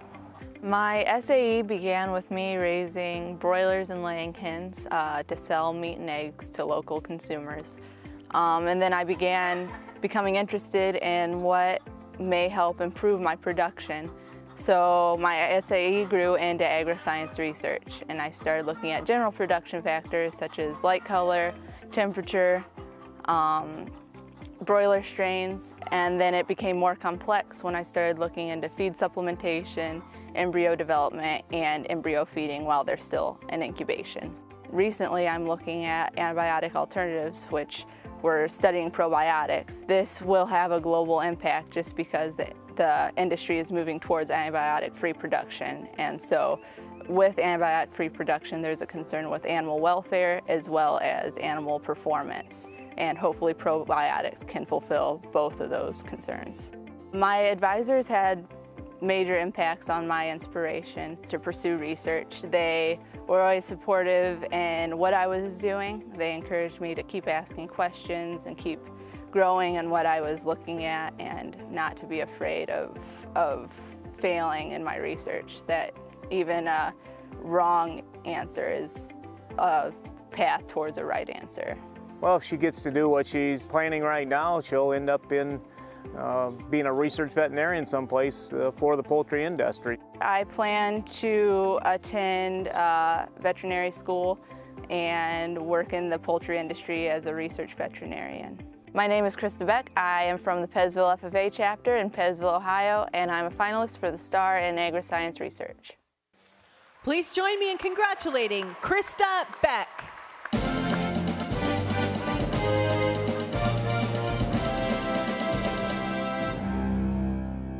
Leah Hefty enjoyed taking her animals to the local nursing home. One barrier that she encountered was the cost of hay. Instead of looking at it as an obstacle, she looked at it as an opportunity to create a solution. I began researching algae as an alternative feed source for my goats when hay was unaffordable in my area. After a few life events, I changed my research from animal nutrition to human nutrition, and I completed projects to find sustainable methods to grow vegetables with limited resources, completed projects to answer the importance of breakfast, and found sustainable methods to increase the production of zucchini. The method of growing algae is first collecting the algae from the farmer's pond, which they love because they don't want the algae. Then I take it back and put it in a large water tank. From there, I found in a project that half a teaspoon of fertilizer to a gallon of water will produce the best algae production, and then it just grows. It takes about a day for the algae to dry to be at an edible state. Then from that point, I mix about 25% algae with 75% hay to be the most palatable ratio for the goats to eat. My advisor and I always talked about current events and current issues that were happening in agriculture, which really helped me think of new creative ideas to have different projects through my middle school and high school years. We would bounce ideas off each other. We talk about different steps and ways to improve things, and really going through some things on a fine-tooth comb, really get that final 10% that we needed. Early on, she was very shy as a young kid, and through the Agriscience, it's helped develop her communication skills and encouraged her to be able to talk to people and answer questions. It also developed her love for agriculture. Many students come into the ag program now without an ag background, just as Leah has, but an Agriscience project will enable them to participate in not only the local level, but also the national level of FFA. I am Leah Hefty from DeKalb FFA in Auburn, Indiana, and I am a Star and Agriscience finalist. Please join me in congratulating Leah Hefty.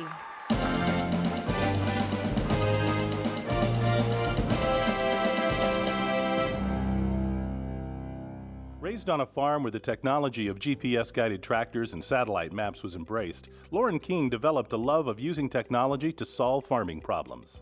My SAE started honestly when reading Popular Science magazine. I was going through there and they had a section on drones, and I was looking around, and of course coming from an agriculture background, I'm watching out for anything on the farm. And there was a little tiny section, maybe 2 sentences, and they mentioned how in Japan they're using drones to monitor their rice and to spread fertilizer. A couple weeks later, we were talking with my grandpa and my dad about our soil testing on the fields and how it takes a lot of work and it's only done once a year. Have to drive out there with the gator. I mean, it's quite an ordeal. And I just had a light bulb right there of maybe I can connect a drone to a sensor and have the agronomist do that work from a distance. They don't actually have to drive out to the middle of the field to get the soil information. And that was the seed that started it all off. So I was able to use 2 sensors that I attached to my drone that I built myself, and they were able to send that straight to my phone. So what it does is the drone will land, then the information will be sent from the sensors from the ground straight to the phone. It can expand really to anything you think about though. For it, I've delved a little bit into helping with Google Maps and the USDA, as well as community presentations on what technology is available.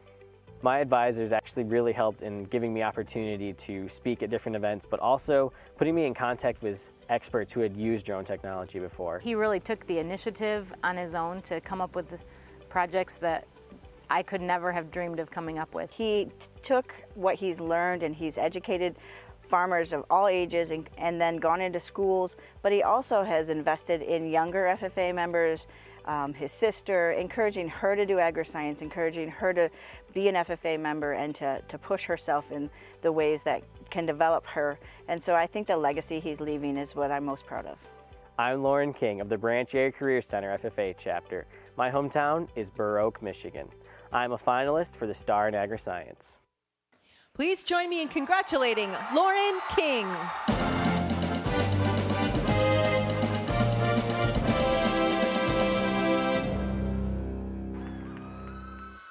The 2017 American Star in Agriscience is Krista Beck from Ohio.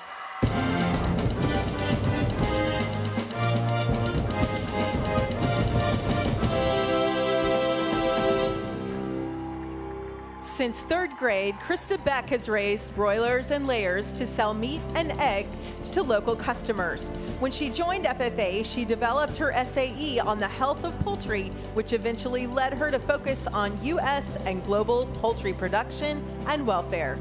Congratulations, Krista, on being named the 2017 American Star in Agriscience.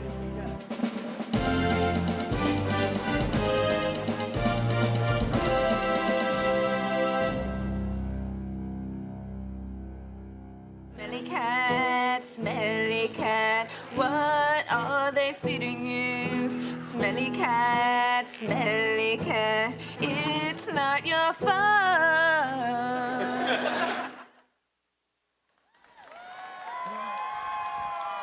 Phoebe was most known in the Friends TV series for her hit single, Smelly Cat. However, most people seem to realize, except Phoebe, just how terrible she was at singing and playing the guitar. Luckily for us, we have some people with some real talent here with us today. Under the direction of Mr. Dan Teodor and sponsored by Mahindra USA, Tractor Supply Company and Wrangler, please help me in welcoming our national FFA talent.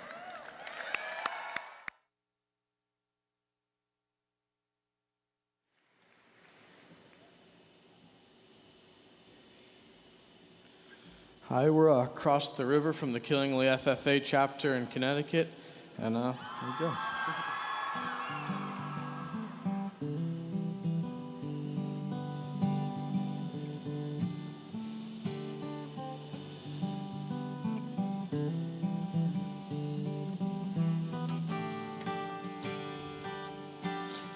Pain is alive in a broken heart.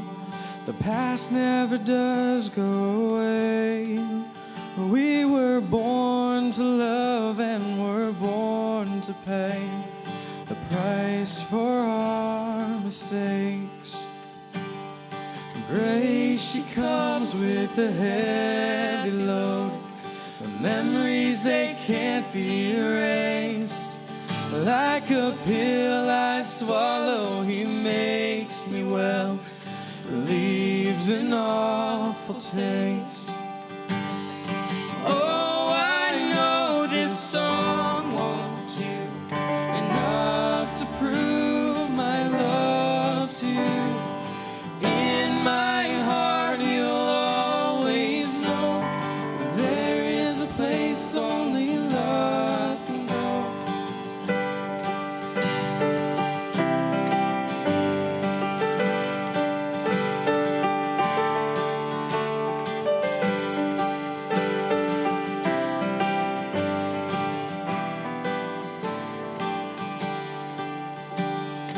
Take my notions and words to heart. This is the cry of a man. I can't bring you fortune or noble life, but I'll love you all I can. Whoa, I know this song won't do enough to prove my love to you. In my heart you'll always know there is a place only love can go. Oh, I know this song won't do enough to prove my love to you. In my heart you'll always know there is a place only love can go. There is a place only you can go.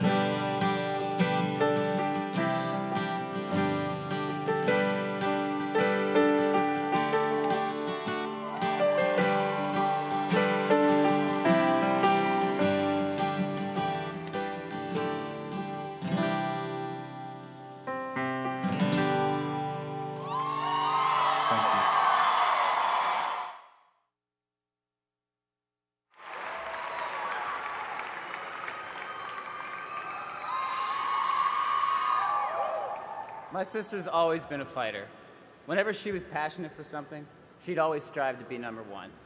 Whether from school to orchestra, to sports, to Odyssey of the Mind, to FFA, my sister's always been able to both have many passions and excel in each and every one of them. From making a poster for the state fair, to hearing her practice her speeches from upstairs, my sister was always preparing for the next new and exciting thing. She never quit, and her competitive spirit always kept her on the path towards greatness. I think what I admire the most about Victoria is her dedication to the people around her. And whether that's taking a leadership position back at the University of Florida, taking the time to mentor a younger student, or how she never turns me down for a midnight Taco Bell run, she relentlessly gives herself to anyone who needs a friend. More than her accomplishments, my sister's always been a role model for me for my entire life. A leader by example for as long as I can remember. I know I wouldn't be the person I am today without her. She's always been a fighter, and she is the embodiment of what hard work can accomplish. I know that she can do anything, and I am proud to be her brother. It takes a special person to serve so selflessly for an entire year and to dedicate herself to showing students the value in themselves and in those around them. and I'm able to say that Victoria did just that during her year. At this time, it is our pleasure to introduce to you my sister, And my beloved roommate, Miss Victoria Harris, as she delivers her retiring address entitled Worth It.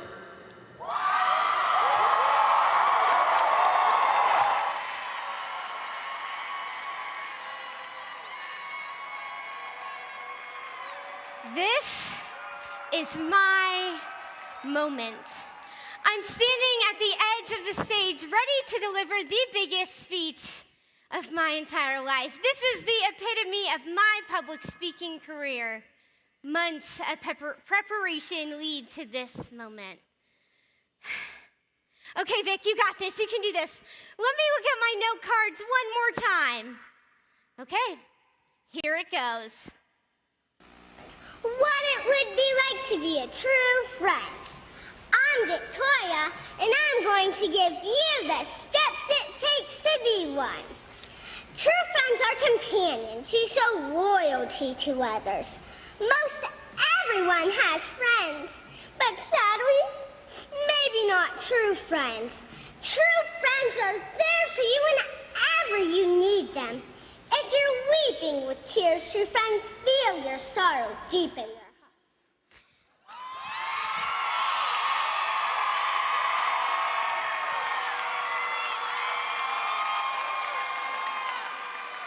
Sadly, that never gets easier to watch. As painful as it is, there is no denying that fourth grade Vic, she cares about this speech.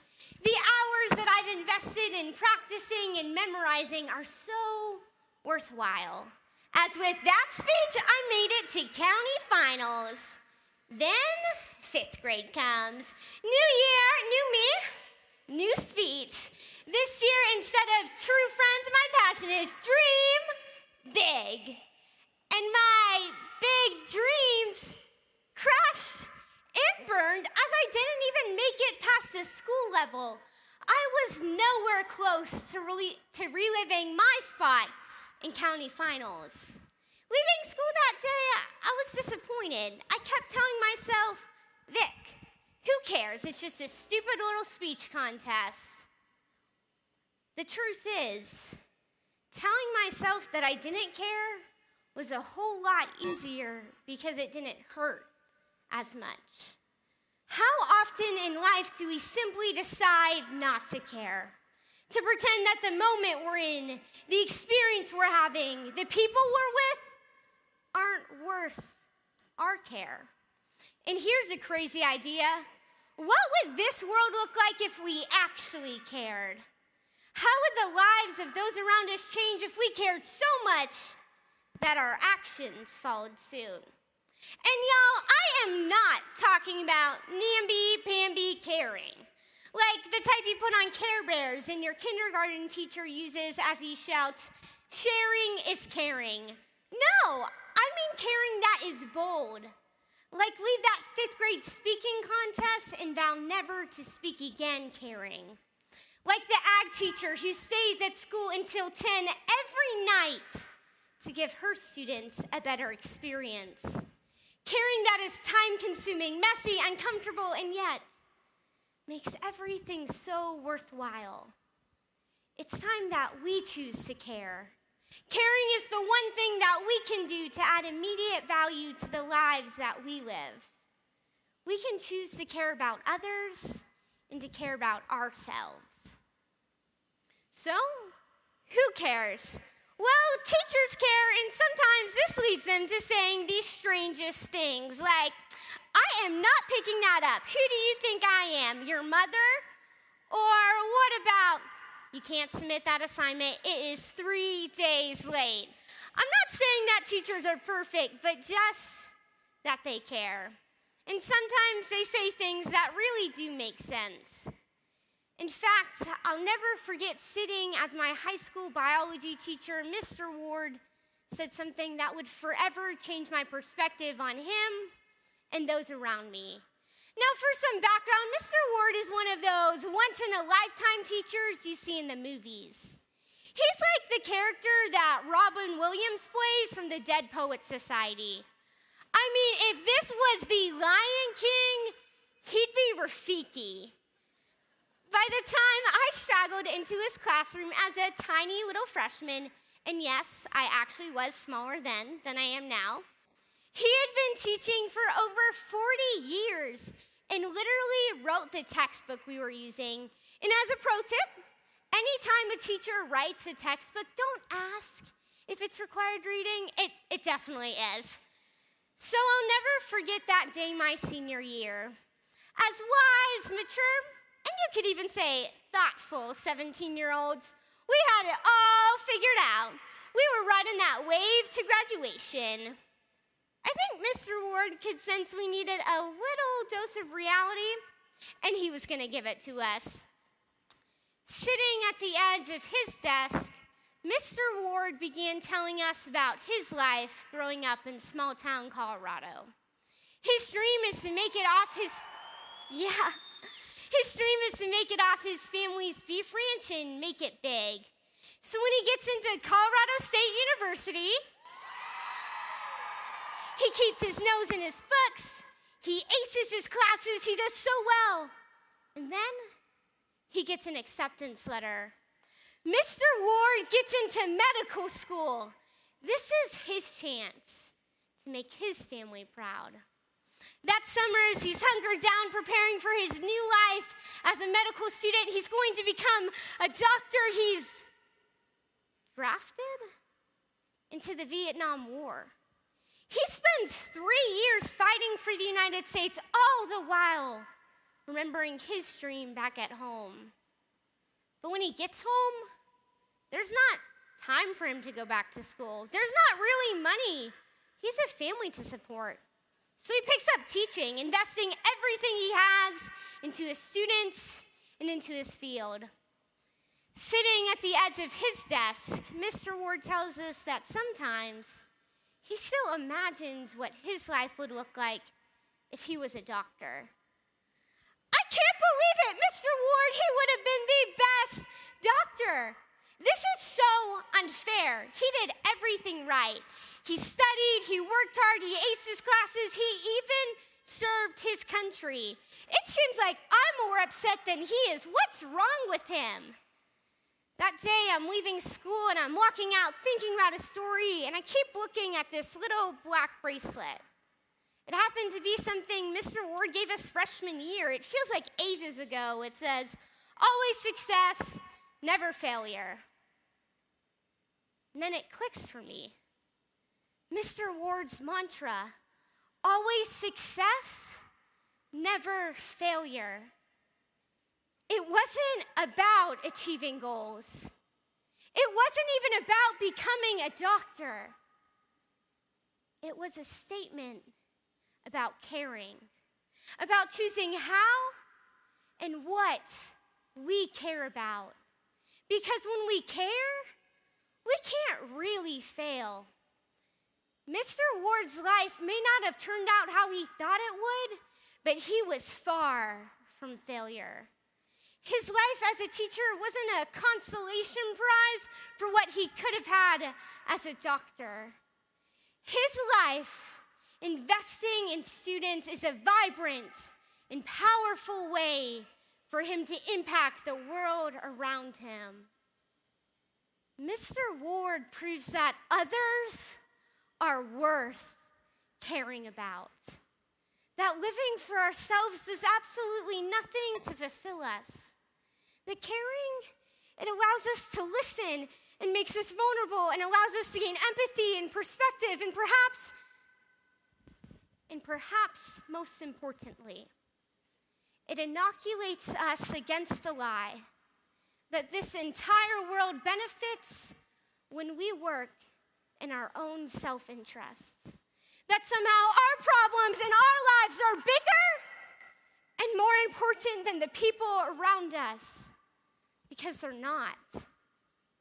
But if we're being honest with ourselves, how good of a job do we really do caring for those around us?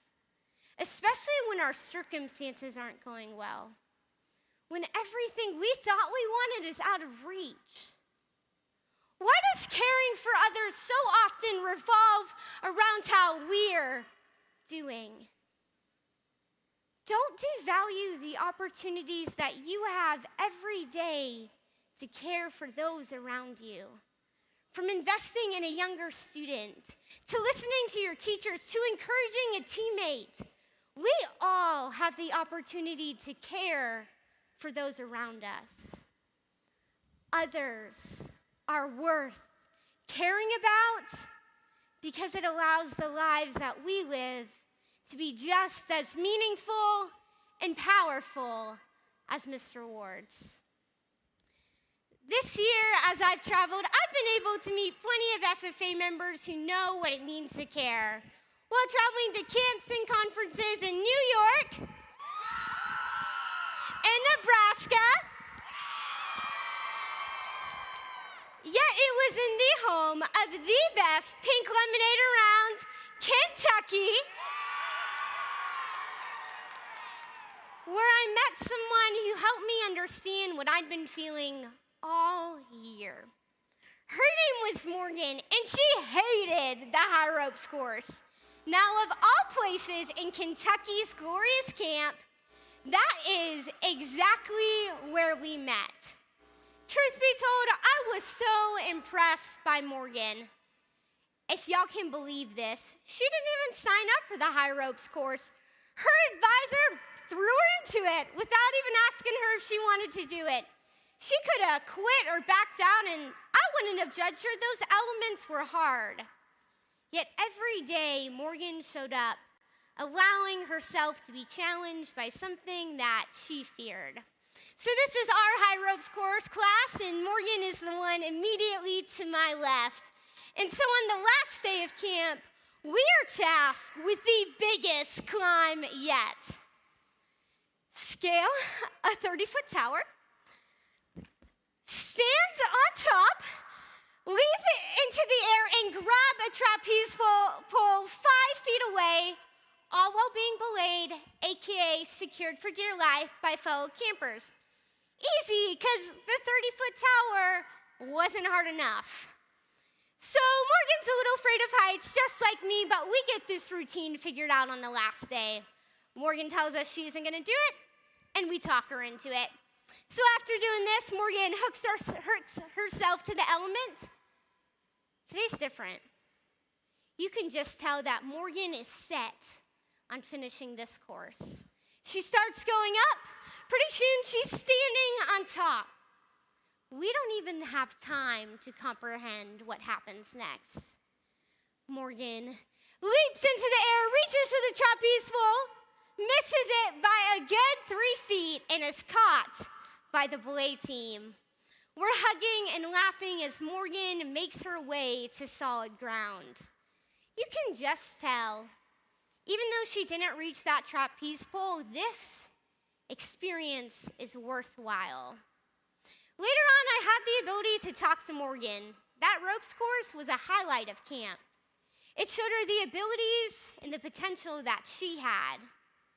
Yet the only reason that this course had any meaning was because Morgan chose to care by doing something that was uncomfortable and hard. As I'm listening to Morgan talk, I can't help but think, I am just like Morgan, and not because we are both deathly afraid of heights. But like Morgan, I care about my growth. I achieve high expectations because that's what I set for myself. I make the most of every opportunity that I'm in. Many of you probably feel this same way because this is your first convention or you're an officer. Better get the most out of it, right? It's been pretty easy to care about my growth. However, if I'm being honest with myself, I am nothing like Morgan. Morgan is who I want to be outside of an FFA jacket. Morgan welcomes growth, and I hide from uncomfortable situations. I set high expectations because that's what others expect from this jacket. I make the most of every opportunity that I'm in because they only come once this year.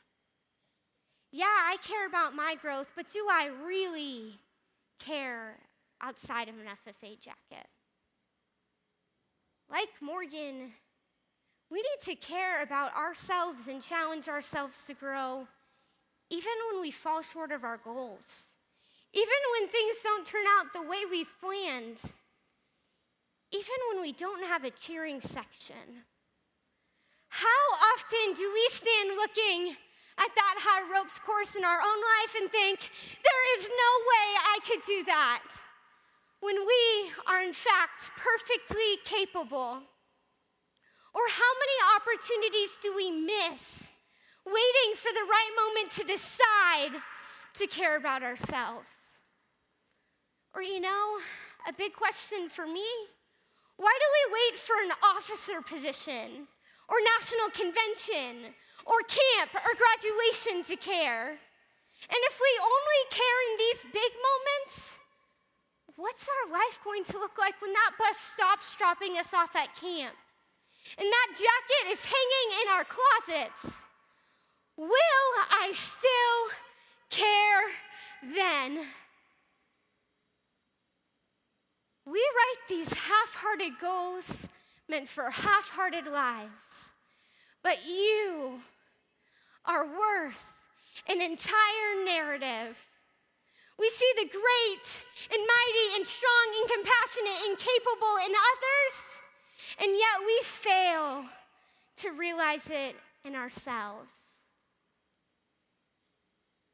If you don't see something beautiful about yourself, get a better mirror. Care to look a little harder. You are worth caring about. Caring about ourselves means pushing ourselves to do more than we ever thought possible. Not till we see ourselves at the center of the universe, but at the helm of our own ships, discovering that universe. Caring about ourselves allows us to learn and grow and improve. It gives us the freedom to stop chasing after perfection and start celebrating our own ability.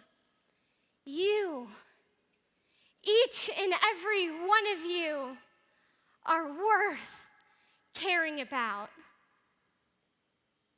We can make the lives that we live meaningful by choosing what we care about. We can choose to care about others and ourselves. We don't have to be perfect people. We just have to be people who decide to care. This year, as I've traveled, I've met plenty of people who know what it means to care. Mr. Bondi, an advisor in Missouri, cares about building a chapter in a community in his FFA chapter. Colin from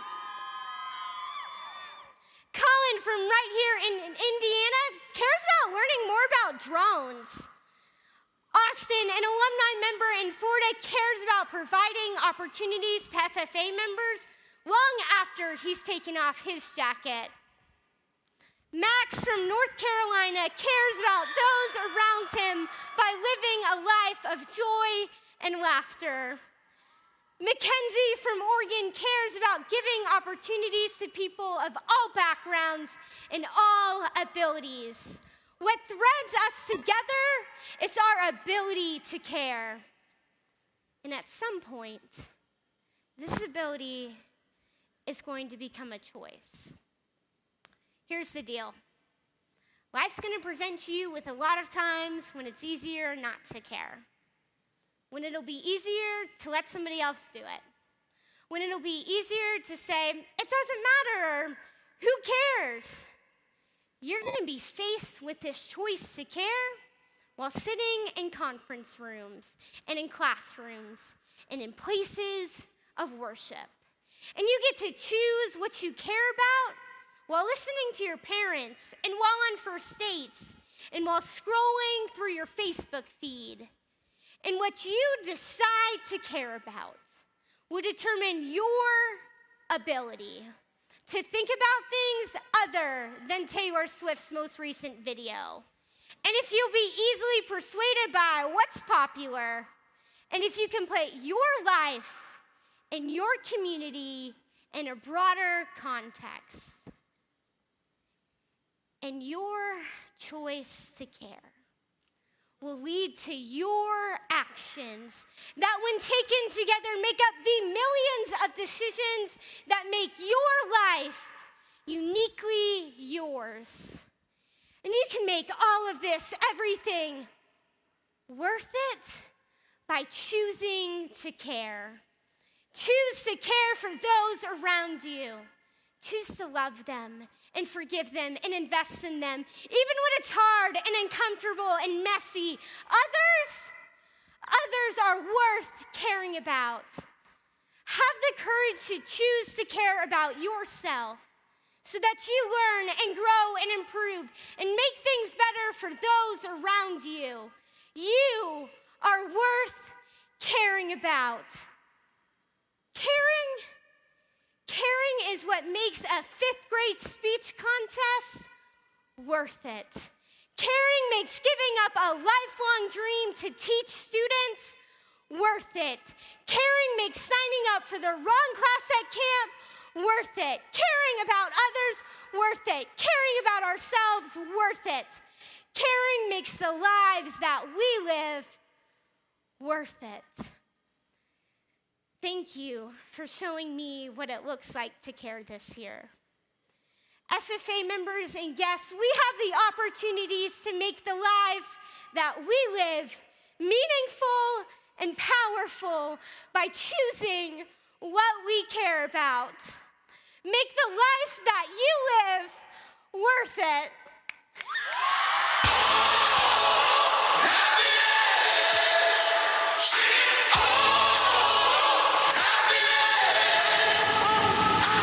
Sometimes you leave the ones you love, but if it's love, they won't give up, 'cause they know a war's raging, and you gotta choose. These days are tough, these days are long, sometimes it's hard to carry on, but I hear a voice singing, and I know it's true. I've got dreams keep me up in the night, telling me I wasn't made for the simple life. There's a lot deeper this far in the distance. I'm asking you to show.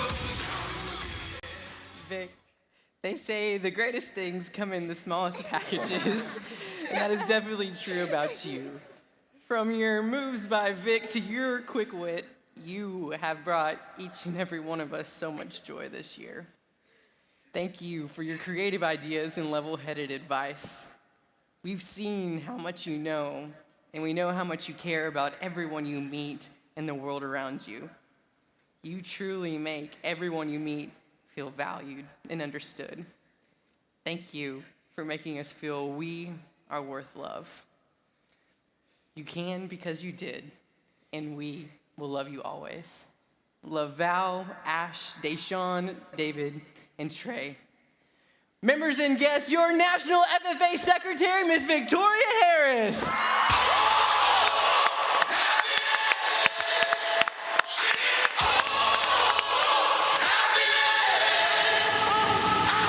Sometimes you leave the ones you love, but if it's love, they won't give up, 'cause they know a war's raging, and you gotta choose. These days are tough, these days are long, sometimes it's hard to carry on, but I hear a voice singing, and I know it's true. Friends is one of the most watched TV shows of all times, but that is because of the producers and writers who helped make this show so amazing. The producers and writers of Friends also produce other amazing shows like Cheers. Today we have some amazing producers of our own joining us on the stage. Our star farmers are dedicated to innovating the agriculture industry so that we continue to thrive through their research and work in agriculture production. Please help me in welcoming to the stage our Star Farmer finalists. Joseph Arnold always knew working on his family farm was what he wanted to do. My SAE is a diversified crop farm. I grow corn, soybeans, sugar beets, navy beans, and kidney beans. It's hard to make it on corn and bean prices the way they are. So he's diversified into sugar beets and edible beans, and that alongside the fact that he's got his corn and bean enterprises, I think he'll be sustainable. I think 20 years from now, Joe will still be here. He'll be farming. He'll be doing what he loves to do. We've adopted a lot of new technology, including swath control on the sprayer and the planter, and rate controllers for the sprayer and the liquid on the planter, along with we have started to side dress nitrogen to prevent leaching of nitrogen throughout the year, so the crops can have the nitrogen when they need it. Joe has been able to grasp a lot of the things that are more difficult for me. He's been able to help our operation with a lot of the technology things. One thing that sticks out in my mind, as a junior, Joe left my class, got on the cell phone, sold 3,000–4,000 bushels of grain during my class because the USDA report was coming out later that day and he felt it was going to be bearish, so he went and sold some grain during class as a junior. That doesn't happen too often. Now that I've graduated from UMC, I hope to return to the family farm and eventually take over the operation completely. Having the legacy of our family farm continue through Joe and our other children is a very remarkable thing. It's a wonderful thing to see your children follow the footsteps of their forefathers. I feel very confident that our family farm will continue to be successful. I have full confidence in Joe. With his knowledge base, the future of the family farm is in great hands. My name is Joe Arnold. I'm from Holloway, Minnesota. I'm a member of the Lacaparo Valley High School FFA chapter in Minnesota, and I'm a finalist for American Star Farmer. Please join me in congratulating Joseph Arnold.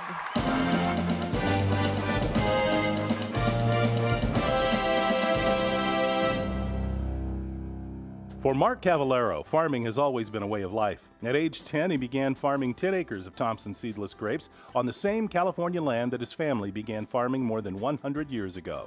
My SAE is 10 acres of Thompson seedless grapes, along with 20 acres of Padre Butte almonds and 12 acres of Independence almonds, a new variety that I planted this year.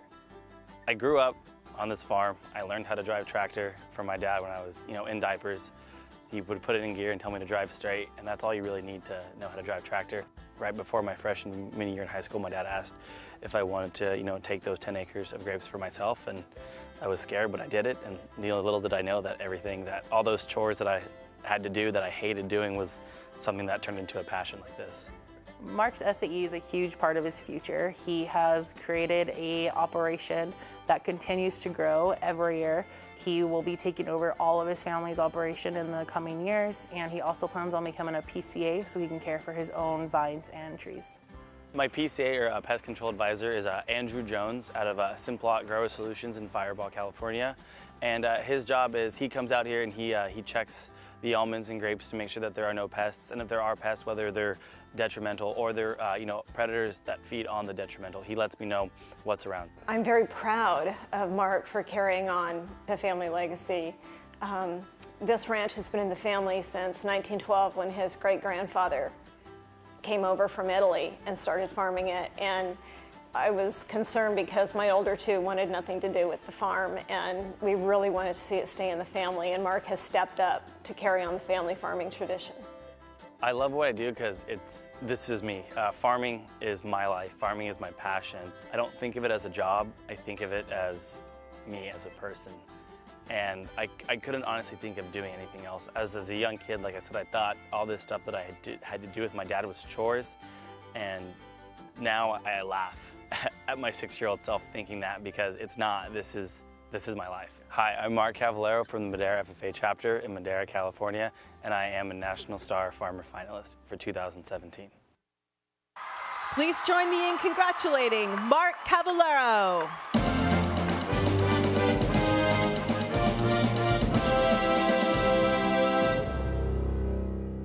Jake Fanning originally purchased cattle for a county competition. That simple act soon transformed into a lifestyle and a passion for the industry. There is a Harper County Stalker Cattle competition that is at the local Harper County Stock Show each fall. So what that entails is you purchase 4 steers or heifers, you have a weigh-in essentially, and after about 100 days in a feedlot or on wheatgrass or however you feel that you can properly market your cattle the best, you will weigh them out again, and then you have an interview competition at the actual Harper County Stock Show. It started out as more of something fun to do and something that changed into more of a passion for us and an opportunity for us to really grow ourselves as individuals and help ourselves pay for future expenses such as schooling or things like that. Jake has spent a lot of hours with us, whether it's windshield miles or traveling down the road, and he is one of those that is self-motivated, but yet he needs direction. Direction as far as sometimes focusing him in on what did you originally set out to do. However, Jake he's such a unique student, such a unique FFA member, and I have no doubt that whatever he chooses to do, he's going to do well in.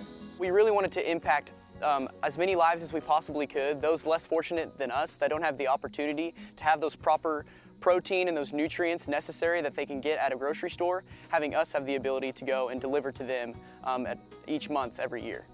I think those seeds were planted through the FFA for him to just continually be a part of agriculture. He's just taken it and ran with it and made it something much more than we ever dreamed it would be.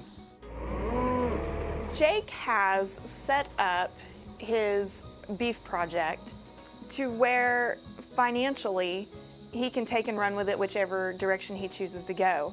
He has established himself as far as the marketing aspect. He's came out with different venues of marketing his cattle to get the most bang for his buck. I'm Jake Fanning, and I proudly represent the Laverne FFA chapter from Oklahoma, and I'm a finalist in the 2017 American Star Farmer competition. Please join me in congratulating Jake Fanning.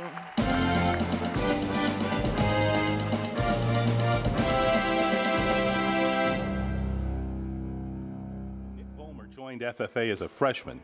He became involved in production agriculture and started a cow-calf operation as part of his supervised agricultural experience. I manage 50 head of Angus cross cattle, which are bred in the summer and calved out in the spring.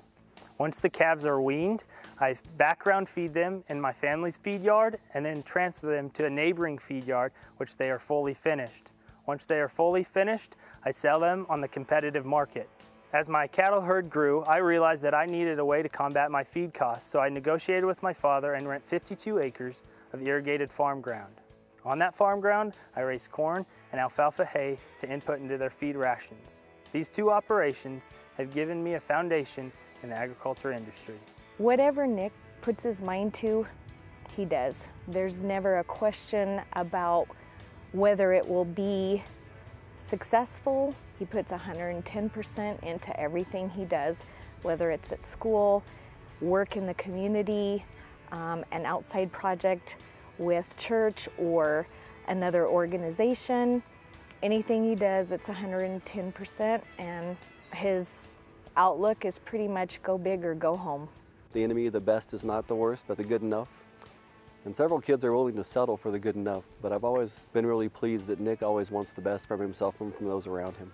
My advisor has always been a second dad to me or any student in the classroom, whether that's instilling his strict financial lessons or checking that all my bases are covered, whether that's in life or school. But most importantly, he pushes me to do my best and shows me what it means to live a life of service. Well, it's really exciting that this isn't just a couple-year project for him to get through high school, to get a grade in class, that this is what he wants to do with his life. And the fact that he's already taken on the financial ramifications of getting a loan, paying it off, setting goals and growing his herd every year like he said he was going to when he was a freshman, it just makes me believe that he's going to be a successful production agriculturist for years to come. I'm Nick Vollmer, part of the Merino FFA chapter in Merino, Colorado, and I'm a finalist for the National Star Farmer Award. Please join me in congratulating Nick Vollmer.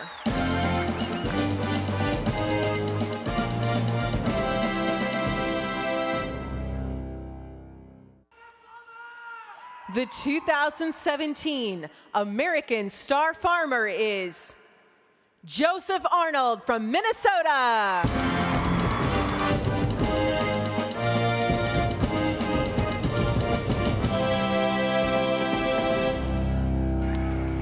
Growing up on the family farm, Joseph Arnold knew that farming was the career pathway he wanted to pursue. Once he joined FFA and began taking agricultural education classes, he knew working on the farm would be perfect for his SAE.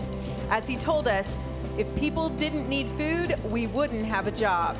And today, his successful operation has helped him be named the 2017 American Star Farmer. Congratulations, Joseph.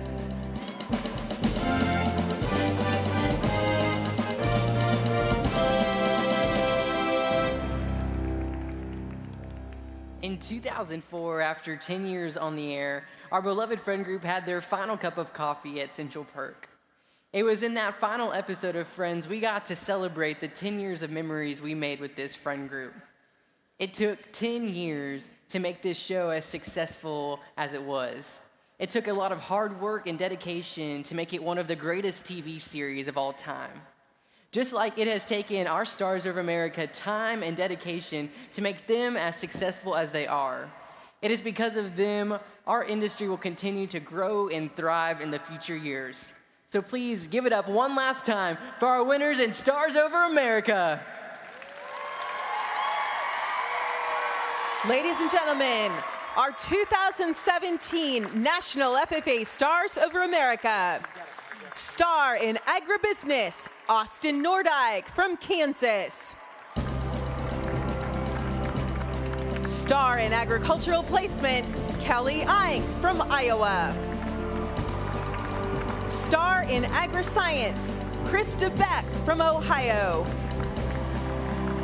And Star Farmer, Joseph Arnold from Minnesota.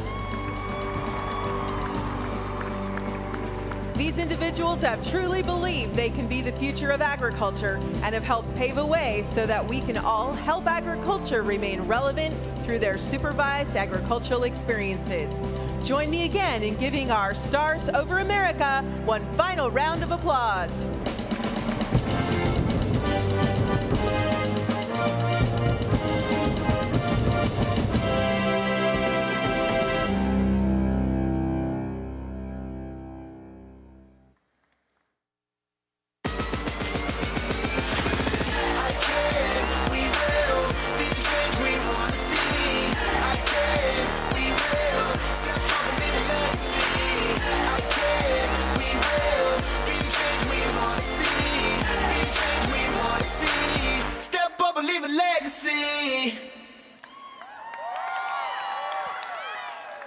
At the end of every Friends TV show, after all the laughs have been had and all the storylines are finished, we are left with the ending credits. It's in the ending credits that we get to give credit to those who helped make this show so amazing. We get to give credit to those who worked on the set, directed, and produced this amazing show. Tonight, as we end this session, we owe credit to many who have helped make this session, this convention, and our organization so amazing. We owe credit to our Stars Over America for believing that they can be the future of the agriculture industry. We owe credit to our National FFA Secretary, Victoria Harris, for her inspirational message. But most of all, we owe credit to our sponsors and donors who see the transformational power that agriculture education has on the students that walk through our classrooms and zip up these blue and gold jackets. So I hope you join us tomorrow at the 4th General Session of the 90th National FFA Convention and Expo as we honor those who serve. We will give away our Distinguished Service Citations, VIP awards, and honor our honorary American degree recipients. We will also get to hear the inspirational message of our Eastern Region Vice President, Miss Ashley Willits, and our keynote speaker, Mr. Mick Ebling. Each of us are valuable individuals. Each of us have a set of unique talents and skills. It is, however, when our voices come together will we have an exponential impact. Because it is when we come together can we make a greater cause than we can alone. Will you step up and be the leaders this world so desperately needs? Will we come together to grow leaders, build communities, and strengthen agriculture and grow our world? Individually, we can, but together, we will.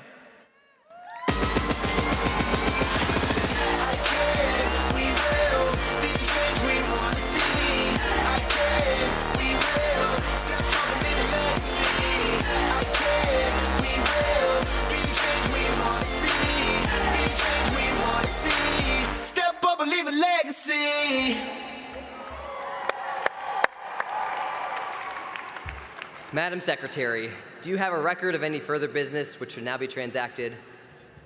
I have none, Mr. President. Does any member know of any new or unfinished business which should properly come before this session? We are about to adjourn this third session of the 90th National FFA Convention and Expo. As we mingle with others, let us be diligent in labor, just in our dealings, courteous to everyone, and above all, honest and fair in the game of life. Fellow members and guests, join me in a salute to our flag. I pledge allegiance to the flag of the United States of America and to the republic for which it stands, one nation under God, indivisible, with liberty and justice for all. I now declare this session adjourned.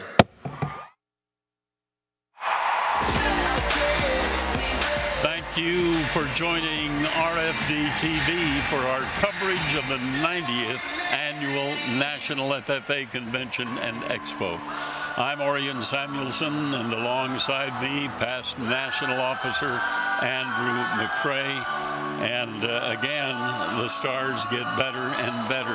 What was your reaction to the Star Awards? It amazes me that you see those individuals, those finalists that really have businesses that most adults would not be able to do, and here they are just out of high school and have businesses like this. It's amazing. Bigger than some little corporations around the country. It is. You know, and it is equally amazing if you look at them 5, 10, 20 years out, what those blossom into. It's just quite remarkable. It shows you the power of the FFA program. And as a national officer, were you stimulated a great deal by watching these stars being named? It does. It gives you an inspiration to see a peer be able to, in a sense, start where you do as a young person and be able to do that much. And so, to me, that's an inspiration really to any FFA member sitting out here of, wow, look what I could do. I just have to begin to apply myself and work at it. And a final comment on the FFA Foundation money? Wow, you know, they continue to do so much, and FFA is so thankful for those sponsors. It makes it a reality, these programs, because of those sponsors, and many of these FFA members will become those sponsors, so that's equally nice. Indeed it is. Thank you so much, Andrew. And since 2010, the Land O'Lakes Foundation has partnered with FFA chapters and master agronomists to grow food for people in need. Advisor Jesse Cornelius from Nettleton, Mississippi, was really one of the first to reach out for a grant. And now his students' understanding of hunger in their community has grown. I first heard about the community garden program from a answer plots technician that I knew when he was an FFA member here in Mississippi. He contacted me, and we were one of the original community garden sites that Land O'Lakes Foundation started. The community garden here in Nettleton, we make it into part of our class. Most of these students that are picking here today are first-year students, so they kind of get an overview of the entire agriculture. So we like to do as much hands-on and applied as we can. Plus, it gives us the opportunity to teach our students that giving back to your community and that there are those in need in your community, and that we should always work to help those who are in need. Well, we start planting the crops around April, and we have around 100 students in the ag classes. Once out of the week, twice out of the week, we hop up on the bus during ag class and come down here and pick peas and get hot and sweaty and load up all the buckets. Yeah, it helps you learn the responsibility aspect of, you know, keeping up with it and just keeping tabs on it, making sure you're doing what you're supposed to, picking it when you're supposed to. Last year we harvested around 4,600 pounds and about 8,600, 8,700 pounds so far this year. Our goal is 10,000 pounds. I'm more than confident that we can meet that goal before the year's over with.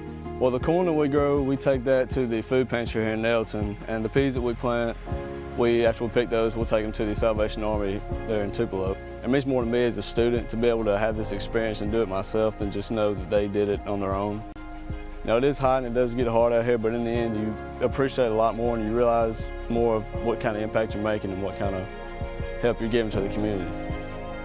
You realize, you know, how much your help is needed and how much you can help people that are in need. And then we pick all this corn and to think no matter how much you do, there's still more to be done.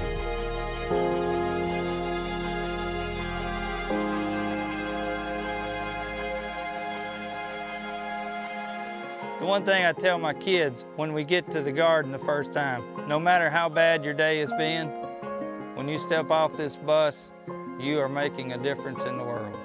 And they have bought into that, and they absolutely love doing what they're doing right now. In 2016, the Answer Plot Community Gardens produced nearly 440,000 servings of fresh vegetables. Jesse and his students of Nettleton High School grew 43,200 servings. Well, students are exiting the field house after a great day at the convention, and Tiffany Rogers-Randolph joins us in the lobby with just a few of them. Thanks, Orion. So I am joined by a few individuals here who have had a pretty intense week, to put it lightly, so far. I'm joined by some of our national officer candidates from across the country. So let's meet who we have here with us.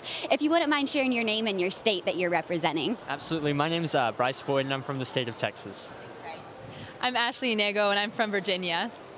I'm Brooke Feeder from the state of South Carolina. And I'm Kinsey Creighton from the state of New Mexico.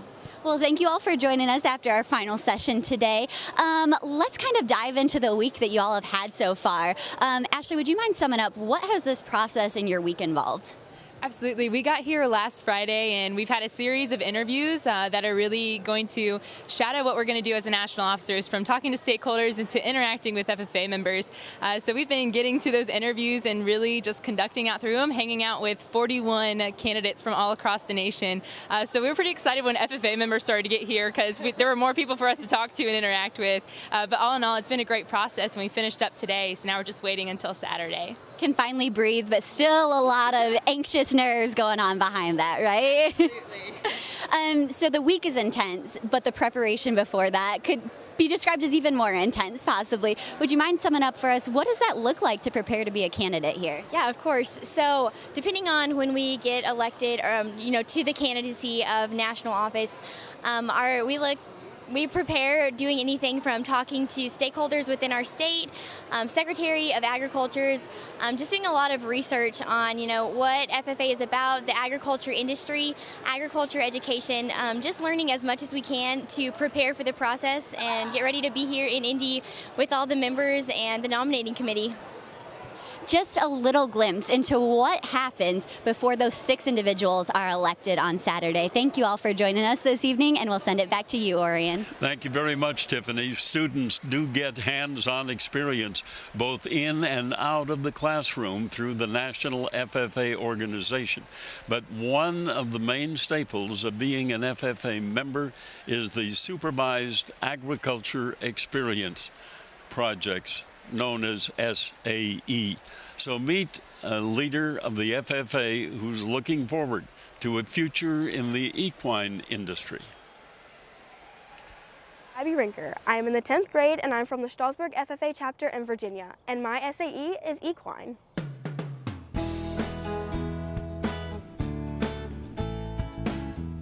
My routine with my project would be coming over, grooming the excess dirt, mud, hay off of her coat, picking up her hooves and getting all the mud and rocks out of it. And I will go out and ride her for about 30 minutes to an hour. I will jump, do some lateral work, and then we'll come back up. I will groom her again and untack her saddle and bridle, and I will take her swimming if it's warm enough. The thing that motivated me the most to start my SAE would definitely be my grandmother. My grandmother has definitely helped me get the horses on the property that we need, and has definitely helped me to succeed and get where I want to go in the horse world. The hardest parts about my SAE project would have to be training and working tirelessly to get my horse where she needs to go. My horse is almost done with her training, so we show to finalize that training. However, trying to break a new horse under saddle is definitely the most challenging parts and can cause a lot of issues. There's been multiple people helping me with my project. Like my mother, she's helped pay show fees and she's always on the sidelines watching me. And my dad always pulls the trailer and gets me and Melody safely where we need to go. My grandmother has helped me care for my horse for the past couple years, as well as my part-time trainer, Erin, and she helps me become a better rider and get where I want to go. The skills I have learned from this project are being consistent, being responsible, being patient, and learning how to manage my time.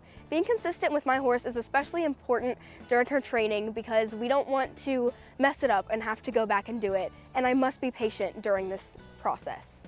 Through this SAE project, I hope to go through college showing horses and training, and once I graduate, I hope to either become a farrier, which works on horses' hooves, or become a mounted police officer. My advice to students starting out in SAE would be keep trying. It's going to be hard to start out, and just make sure you have the support behind you to help you pick you up when you're down and to help you succeed through your SAE project. Thank you very much for joining us for this session coverage. We're back tomorrow with more. It begins at 8 a.m. Eastern Time. And Andrew, thank you so very much for being part of the show. Thank you. I've enjoyed it. Okay. And thank you for joining us on RFD TV. RFD TV's live gavel-to-gavel coverage of the 90th National FFA Convention and Expo is brought to you in part by Express Employment. Express Employment Professionals puts people to work. Visit